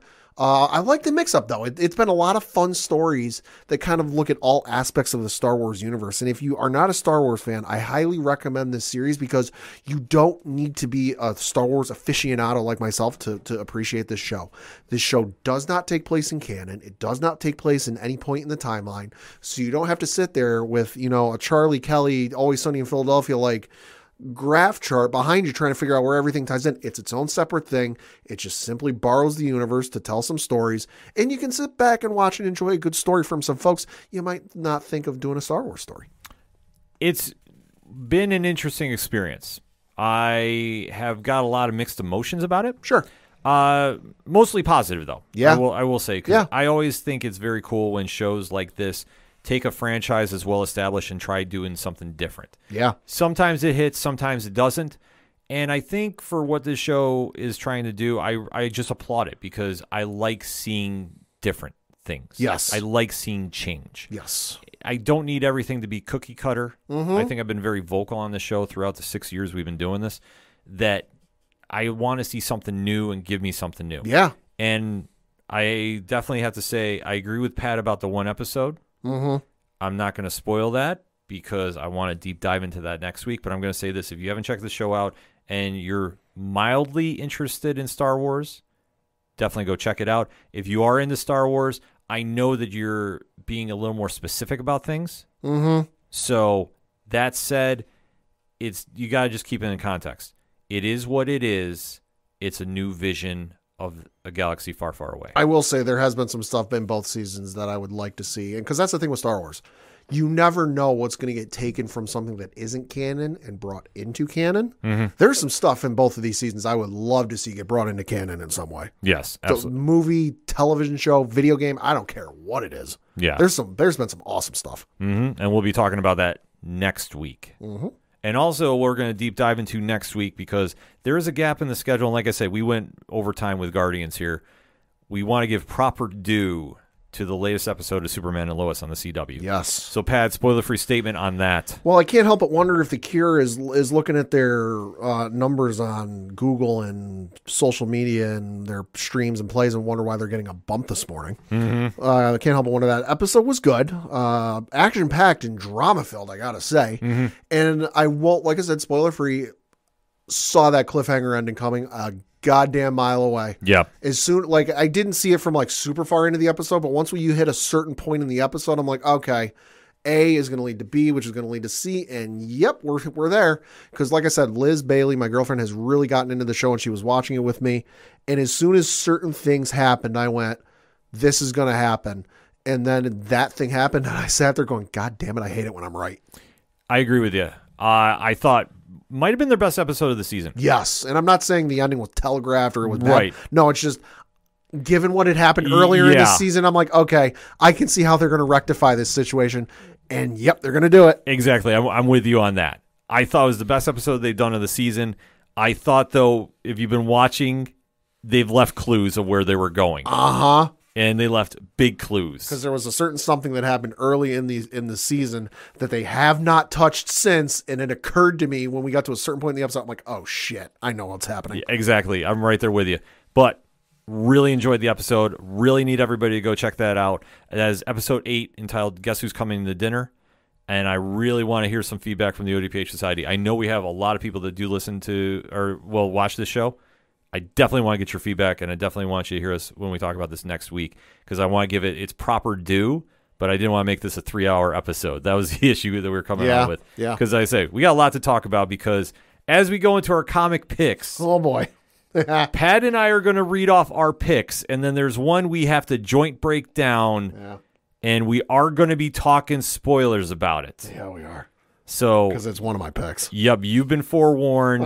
But Pat, I want you to save that one for last when I get done with mine, and then we're deep diving into that one. So I've got 3, the third of which I'm saving for the end, but the other 2 I got to mention are Star Wars Darth Vader issue number 34 from Greg Pak.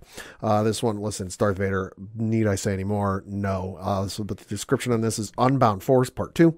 According to the Jedi, fear leads to anger, and anger leads to hate. But does hate lead to suffering or power? As Darth Vader's force abilities spiral out of control, his lieutenant Sabe is caught in the maelstrom and finally must confront the horrifying consequences of her choice to serve him. Will she choose darkness over light? Listen, you can't go wrong with the Darth Vader comic series, no matter who's writing it. So highly recommend you pick that one up. Mm-hmm. And then also from Kevin Scott, Star Wars The High Republic, issue number 9. So the description of this one is, do not underestimate the power of the dark side. Vildar Mac has been haunted all his life. Now, as the Leveler is unleashed, the Jedi Knight faces a terrible decision. Resist the lure of the dark side or become what he fears the most to survive. Will Tay Sirik pay the ultimate price for Vildar's choice? High Republic, as I've said before, and I will continue to say, is some of the best storytelling they are doing in Star Wars today. If you don't want something that is tied to any of the trilogies, minus Yoda being there, because Yoda was 900 years old when he died, and this is 300 years before the movies. So Yoda's occasionally in a scene, but it's not super important. Doesn't tie in all the time. But this ties in no way, shape, or form to the trilogies. It's something separate. It's something different. It's something in literally a time period I don't think they've ever explored, current canon or old canon. Highly recommend you check out all of the High Republic stuff. It's fantastic stuff. Yeah, absolutely. So for my picks, there's a new Green Lantern book out for the Dawn of DC. Hearing a lot of buzz behind this. I definitely want to go pick that up. The Dawn of DC stuff has been on point. So if you're looking to get back into DC Comics, like if you took a break for whatever reason, it's a perfect time to get back in. They're doing a lot of really cool stuff, focusing back on the heroes. And like I say, if it's anything like the Superman line, and I know that they're retooling the Flash a little bit, the Green Lantern one definitely looks appealing to me, so I'm excited to go check that one out. And like I said, number 1 just hit the shelves this week. Also, hitting the shelves, Pad, there's a franchise that I don't think you're very aware of. Okay. And it's called the Incal. I don't think so. From Alejandro Jodorowsky and Jean Mobius Giraud. Now, this series debuted in 1980. So it's definitely stretched upon the 43 years. Okay. And if you know Mobius, like I said, you might not know him because I know you got into comics a little later. Right. Very legendary artist. This is a very unique sci-fi series that is one of the most well-known franchises in science fiction. Okay. And to the point, Taika Waititi is directing an adaptation of this. So that is coming out sometime in the near future. I don't know. Because he's also working on a Star Wars movie. Yeah, he's got a lot on his plate. He's a busy dude. Right, but he is attached to this. So that being said, there is a book spinning out of this universe, the Incal-verse, as I call it. Incal Dying Star. It's coming off the Humanoids imprint. And this one has a couple of creators that we've talked about on the show before. Dan Waters is the writer. He does the book The Seasons Have Teeth by Boom Studios. And John Davis Hunt, who does a phenomenal job with his stuff from Valiant, Alone, Shadow Man, Bloodshot Unleashed. They really take a stab to the sci-fi universe, and it is a really kind of interesting story that's playing out because it's about one of the side characters, Commander Kaiman, and who is the head of the Dying Star, and it's like a pirate. It's like almost like a pirate ship in space. And where it goes is it's dealing with the aftermath of he's lost his love of his life. His crew has been defeated, and they're ghosts now. And he's more or less trying to find his way, and he does come across an object that is now connecting him with somebody else. And it's this really wild, crazy, tragic love story. It is not for the squeamish, though. I'm going to be very honest. Some of the imagery in here is going to be a little tough for some people. Now, am I going to give it the parental warning that I usually do with my blog? No. But I'm going to tell you right now, they really dive into the complexity of the character. He's somebody that originally, you don't really root for. But you do wind up coming around when he meets this mysterious Aurora. And where their story goes, it's really an interesting read. They do a lot of cool things here. It's something that if you're super into sci-fi comics, you'll definitely want to check out and keep on your radar because they have a lot of stuff coming out, obviously, with a movie coming in the near future. There's going to be a lot more from the Incal-verse that you definitely want to keep your eyes out for. Humanoids has a lot of interesting books lined up. In fact, there's going to be one dropping in June that I am super, super excited to talk about. And rumor has it we might be talking to the author of that book, and I am super amped up to talk to her. Yeah, I looked up on Taika Waititi's IMDb page, and along with the 6 other projects he's got in upcoming for writing, the Incal is listed there, and it's screenplay by, and it is currently listed in pre-production. Yeah. But like I said, the man's got that plus 6 other things he's got in pre-production listed on IMDb, and that's just his writing. Yeah, I mean, if you ever checked out the graphic novel, it's definitely one you'll see influences in a lot of things. It's very well praised by a lot of creators in movies, TVs, and comics. So, yeah, like I say, the book is something. It's kind of interesting, and especially if you're just jumping into the universe for this. Right. So it's something to keep on your radar at the comic shops. And like I say, can't wait to see more from this imprint. And like I say, there's a book coming out next month. I'm super excited to talk about, but I can't say anything right now for reasons. Also picks this week. I know, Pad, you do not do horror comics, but Nope. the home of horror comics, in my opinion, is Boom Studios. My gosh, they're putting out so many good books lately, and they're adding another one to their roster, Ghost Lore by Cullen Bunn, Leo Max.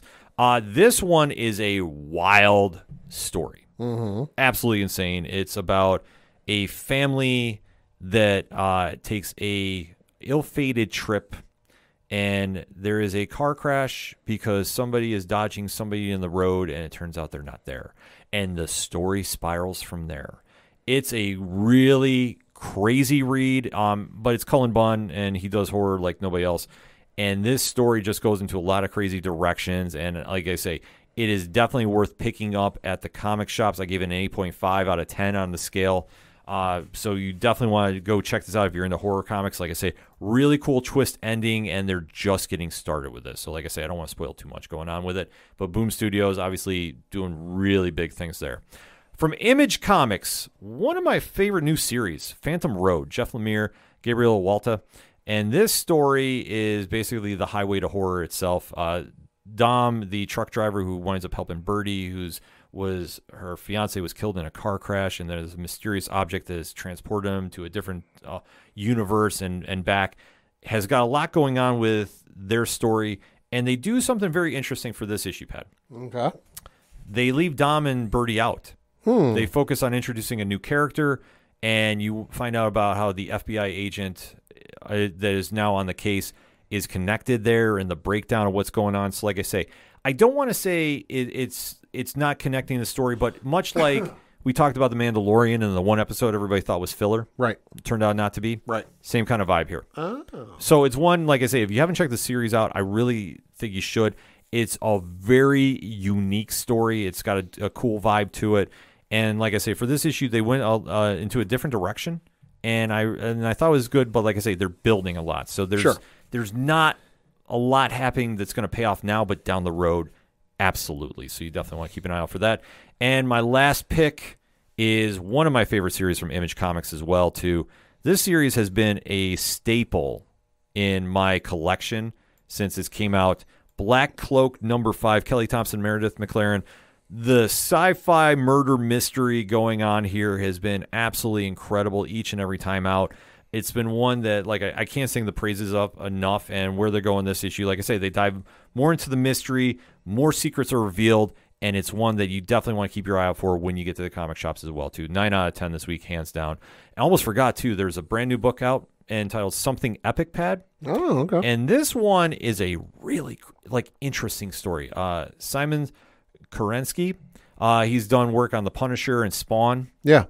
Very visually intense book, and it really puts into question, is perception really reality? And it follows this 14-year-old boy named Danny Dillon, and more or less what he's seeing as his imagination is actually like a real world. Right. And it goes into like a really interesting concept. Like it was one that kind of threw me for a loop a little bit, but it's very different. And I'm really interested to see where this goes. Like it said, it kind of threw me for a loop. Visually impressive as all can be.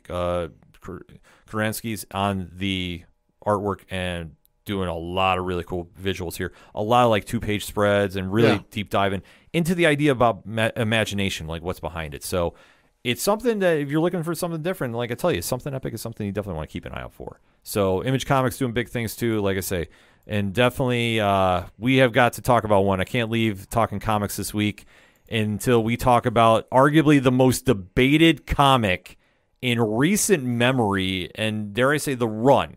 And we've had our friends such as Joey from So Wizard Podcast has been breaking it down. I believe Stu from SWO has talked about it. Brian Wayne from Cheers to Comics has got some opinions on this as well. Pad and I have conflicting opinions on this one, but we can agree to disagree because we have those respectable conversations. Pad, what are we talking about? Amazing Spider-Man issue #25, which came out today from Zeb Wells, currently the #1 comic on Amazon right now, ahead of Batman issue 135 from Chip Zdarsky, issue number 1 of Sins of Sinister Dominion from Karen Gillian, ahead of Fantastic Four issue number 7 from Ryan North, and then ahead of Gotham Academy number 1 Maps of Mystery from Carl Kerschel. All right, let's get into it. We are going to be talking spoilers. Let's not even pull any punches about this. Pad, what is your take on this?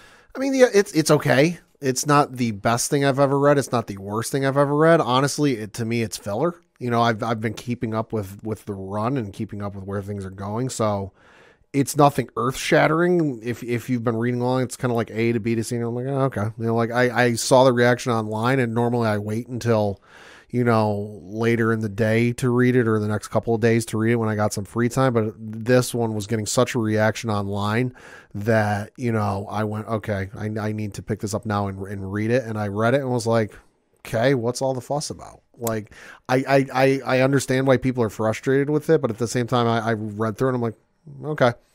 See, the thing about this, we have to kind of give a little backstory. Marvel had been touting on social media and everybody involved with this book, like issues 25, 26 are going to be one of the most controversial issues in Spider-Man history.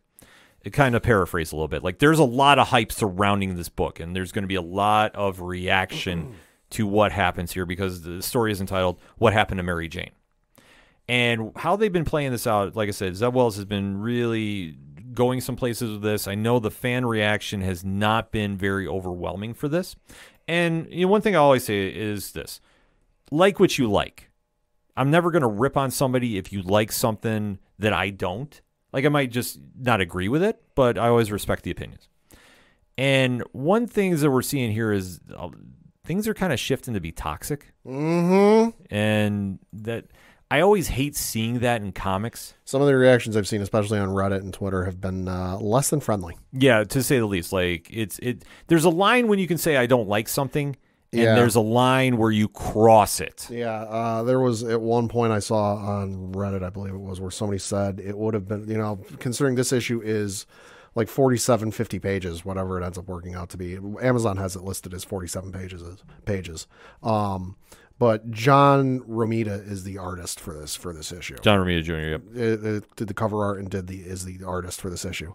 There was one person I saw on Reddit today that said it would have been better if John Romita just did 50 pages of a turd on the page, because that would have been better suited to my time. Yeah, and especially to reading a quote that's been kind of leaked around, and I'm just going to paraphrase a bit.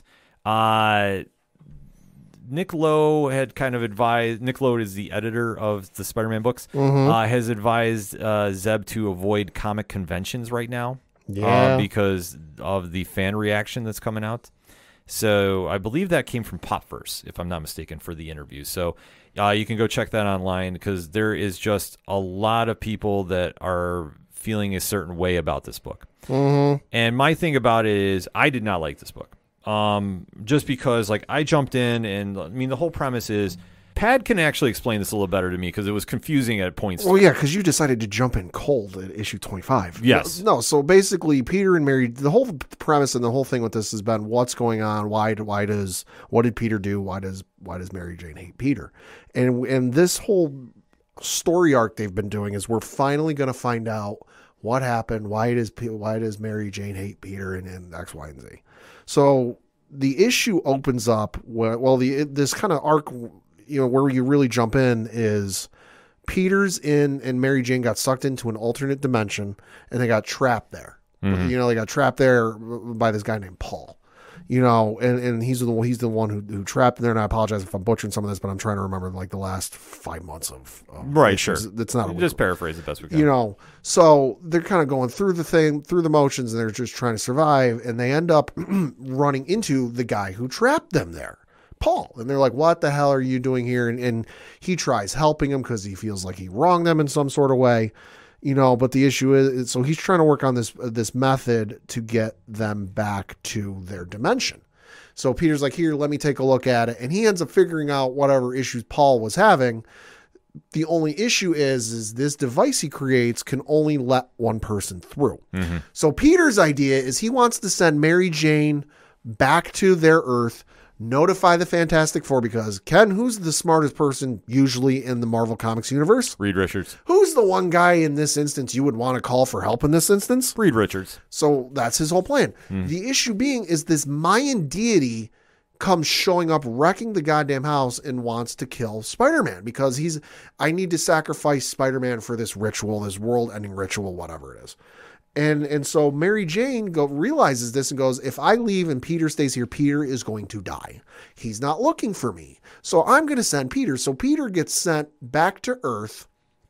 All the meanwhile, the deity's got like a hold of Peter. It gets cut in half and the deity gets quote unquote killed. Don't know if you can kill a god, but we'll find out. Reasons.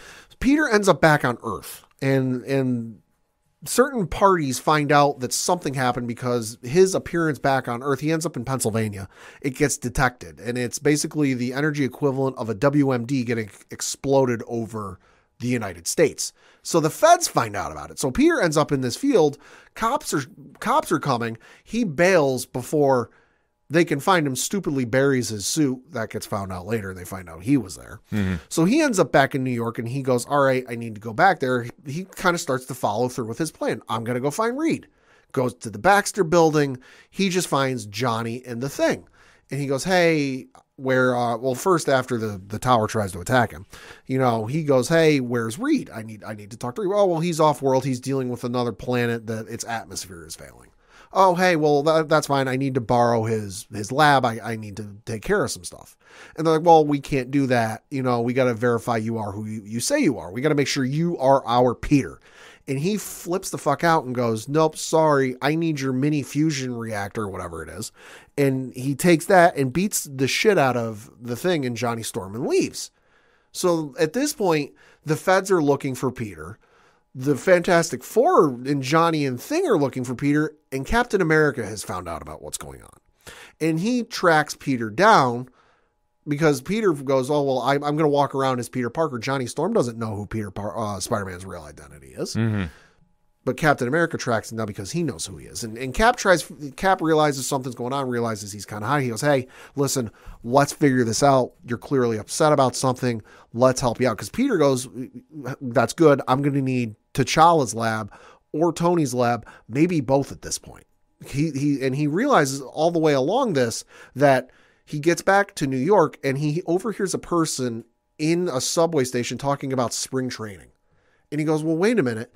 Spring training started like a week ago or whatever, he says. He figures out that while they were in the alternate dimension for like a week, 2 weeks, whatever it was, only like a couple of hours or maybe a couple of days had passed on Earth. So he realizes for every hour or every day I'm here, how much time or whatever the time conversion works out to be, Mary Jane is stuck on this other dimension. So he realizes he's got no time to play with. He's got to go and go now. Yeah. All the meanwhile, side note, I forgot to mention Norman Osborn was at his Aunt May's apartment and tried to help him, but he didn't want any help from Norman Osborn. But so he flakes on the Fantastic Four. Captain America tries to show up and explain to him what's going on, get him to explain what's going on. And he goes, hey, listen, we can do all that, but listen, the feds are ready to declare you public enemy, an enemy of the state and bring down the force of the entire government on your head. But they're only going to do it after I give the say-so, and I'm not going to give the say-so. We're going to go talk to them together and we're going to smooth this out, and then we're going to figure that out. Well, okay, how long is that going to take? Peter asks. Only a day, maybe 2 tops. And he goes, oh, well, that's a shame. And he beats the shit out of Captain America with his own shield and runs away. So he turns to the one person left who he knows can help him, Norman. So he goes to Norman for help, who then through Black Cat helps him. It's an off page thing. You don't see it, but like Black Cat seals some stuff. He gets some stuff and they end up building the suit using the tech or using the little spider looking device. They never name the thing of how he got back to Earth. And Norman basically says like, this might work. This might not work. I haven't been able to check my work. I've been up for hours working on this thing. You're basically forcing your way through into another dimension. You could die from this. Like, I need to check my work. And Peter's like, no, we don't have time. Activate it. So he goes, okay. At this point, and nothing has come from this since, Kamala Khan shows up and sees what's going on, like after Peter's already left. And she's like, what is Norman Osborn doing in my city? Like, so that's a whole thing. I'm sure we'll find out later. Sure. But so Peter ends up back in the alternate dimension finds MJ and he's like, oh my God, he rescues them from the dude who's supposed to have the deity, but the deity's not alive anymore. Oh my God, I'm glad you're here. I'm glad I found you. He goes to kiss her. MJ won't kiss him. And that's when we see MJ and Paul are together and there's kids. Yeah. And that's the summer up through issue 24. Yeah. So we jump in and we get caught up at the whole time period of MJ with Paul. Right. And how they come across kids, which look oddly convenient, look like Paul and her. Yeah. So I immediately had the reaction going, oh, please don't tell me we went back to one more day. The instant gut reaction was, these kids aren't real. No, they're not. They're like Wanda's kids. How the hell do we even know if Paul's real? Yeah, and I'm guessing Paul is Mephisto. That could be. Seriously. Because of just how weird it is and how, especially, in my opinion, I understand with the backstory you were telling me about this, of how Peter was acting. Mm-hmm. But what really threw me off, and I don't like how Wells wrote him in this. This is just my opinion. Sure. When they do the confrontation when they come back. Right. And the Thing and the Fantastic Four actually all show up now. Right, because Reed and Sue are back on Earth. Yeah. And Peter's trying to explain what happened, and immediately that fight kind of happens. Well, they want to find out. They're like, what, the fusion reactor is what it is, whatever. Like, we want an explanation. Like, you're our friend. We want to know why you did what you did. Yeah. And he's like, I don't want to talk about it. Yeah. And he's begging him to fight him.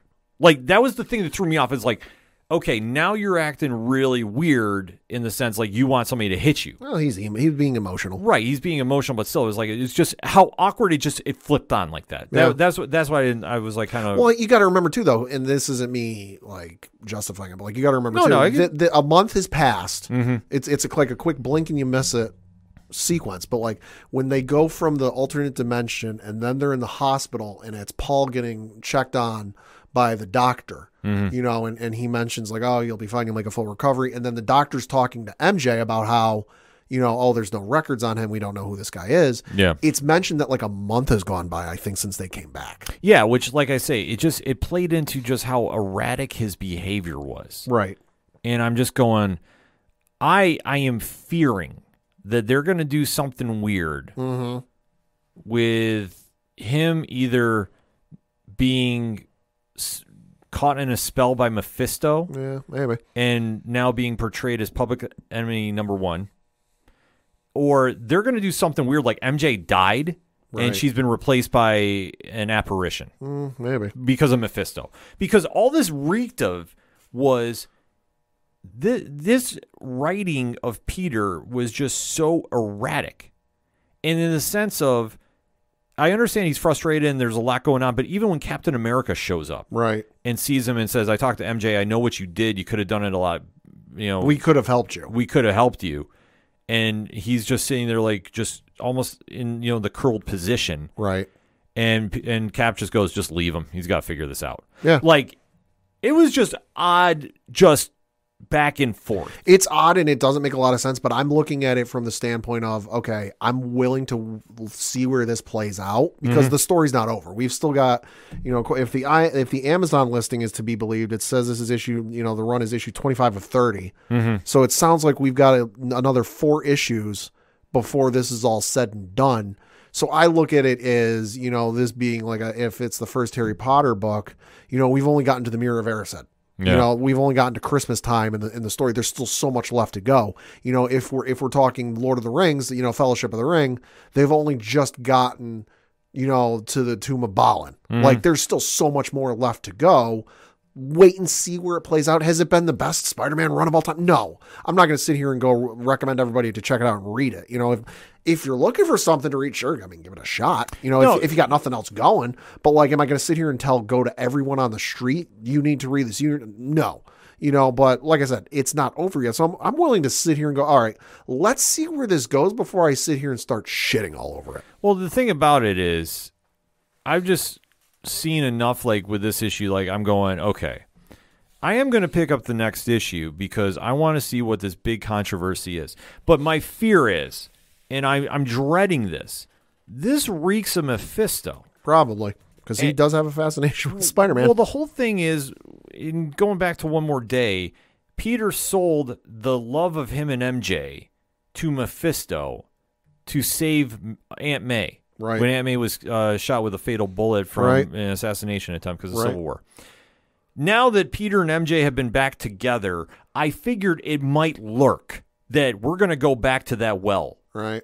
And it's like, you did not realize last time, Marvel, in my opinion, this did not work. The fans do not want to see this whole Mephisto thing play out with Peter and MJ because it's just messy. Right. And Marvel seems to have this fascination with keeping them apart, despite the fact that Peter and MJ are the Marvel version of Clark and Lois. Yeah. Deny it, fear it, run from it. They are inevitable. Yeah, that's the whole point of it. It's like there's, for whatever reason, they just got this love affair, like that he has better stories when he's not married to MJ. And I'm sorry, like I don't see that here. I never have seen that. The whole thing about Spider-Man, like, yeah, sure, he was a bachelor in the 70s and run, in that run. Sure. When it was Gwen and MJ and all that nonsense. Sure. But, like, listen, you can only do the Archie, Betty, Veronica for so long. Yeah.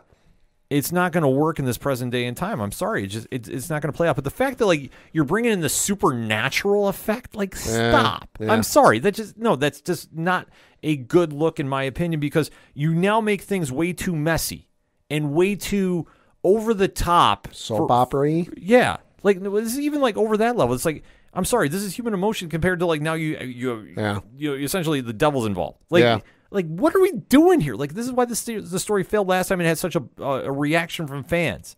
And how you tried retconning with omit. Like, stop. And the fact that if this is where we're going with this, because that's what it feels like to me, because Peter's behavior is so freaking erratic, and Mary Jane's trying to say, like, I know what you did, but you could have done it a lot better.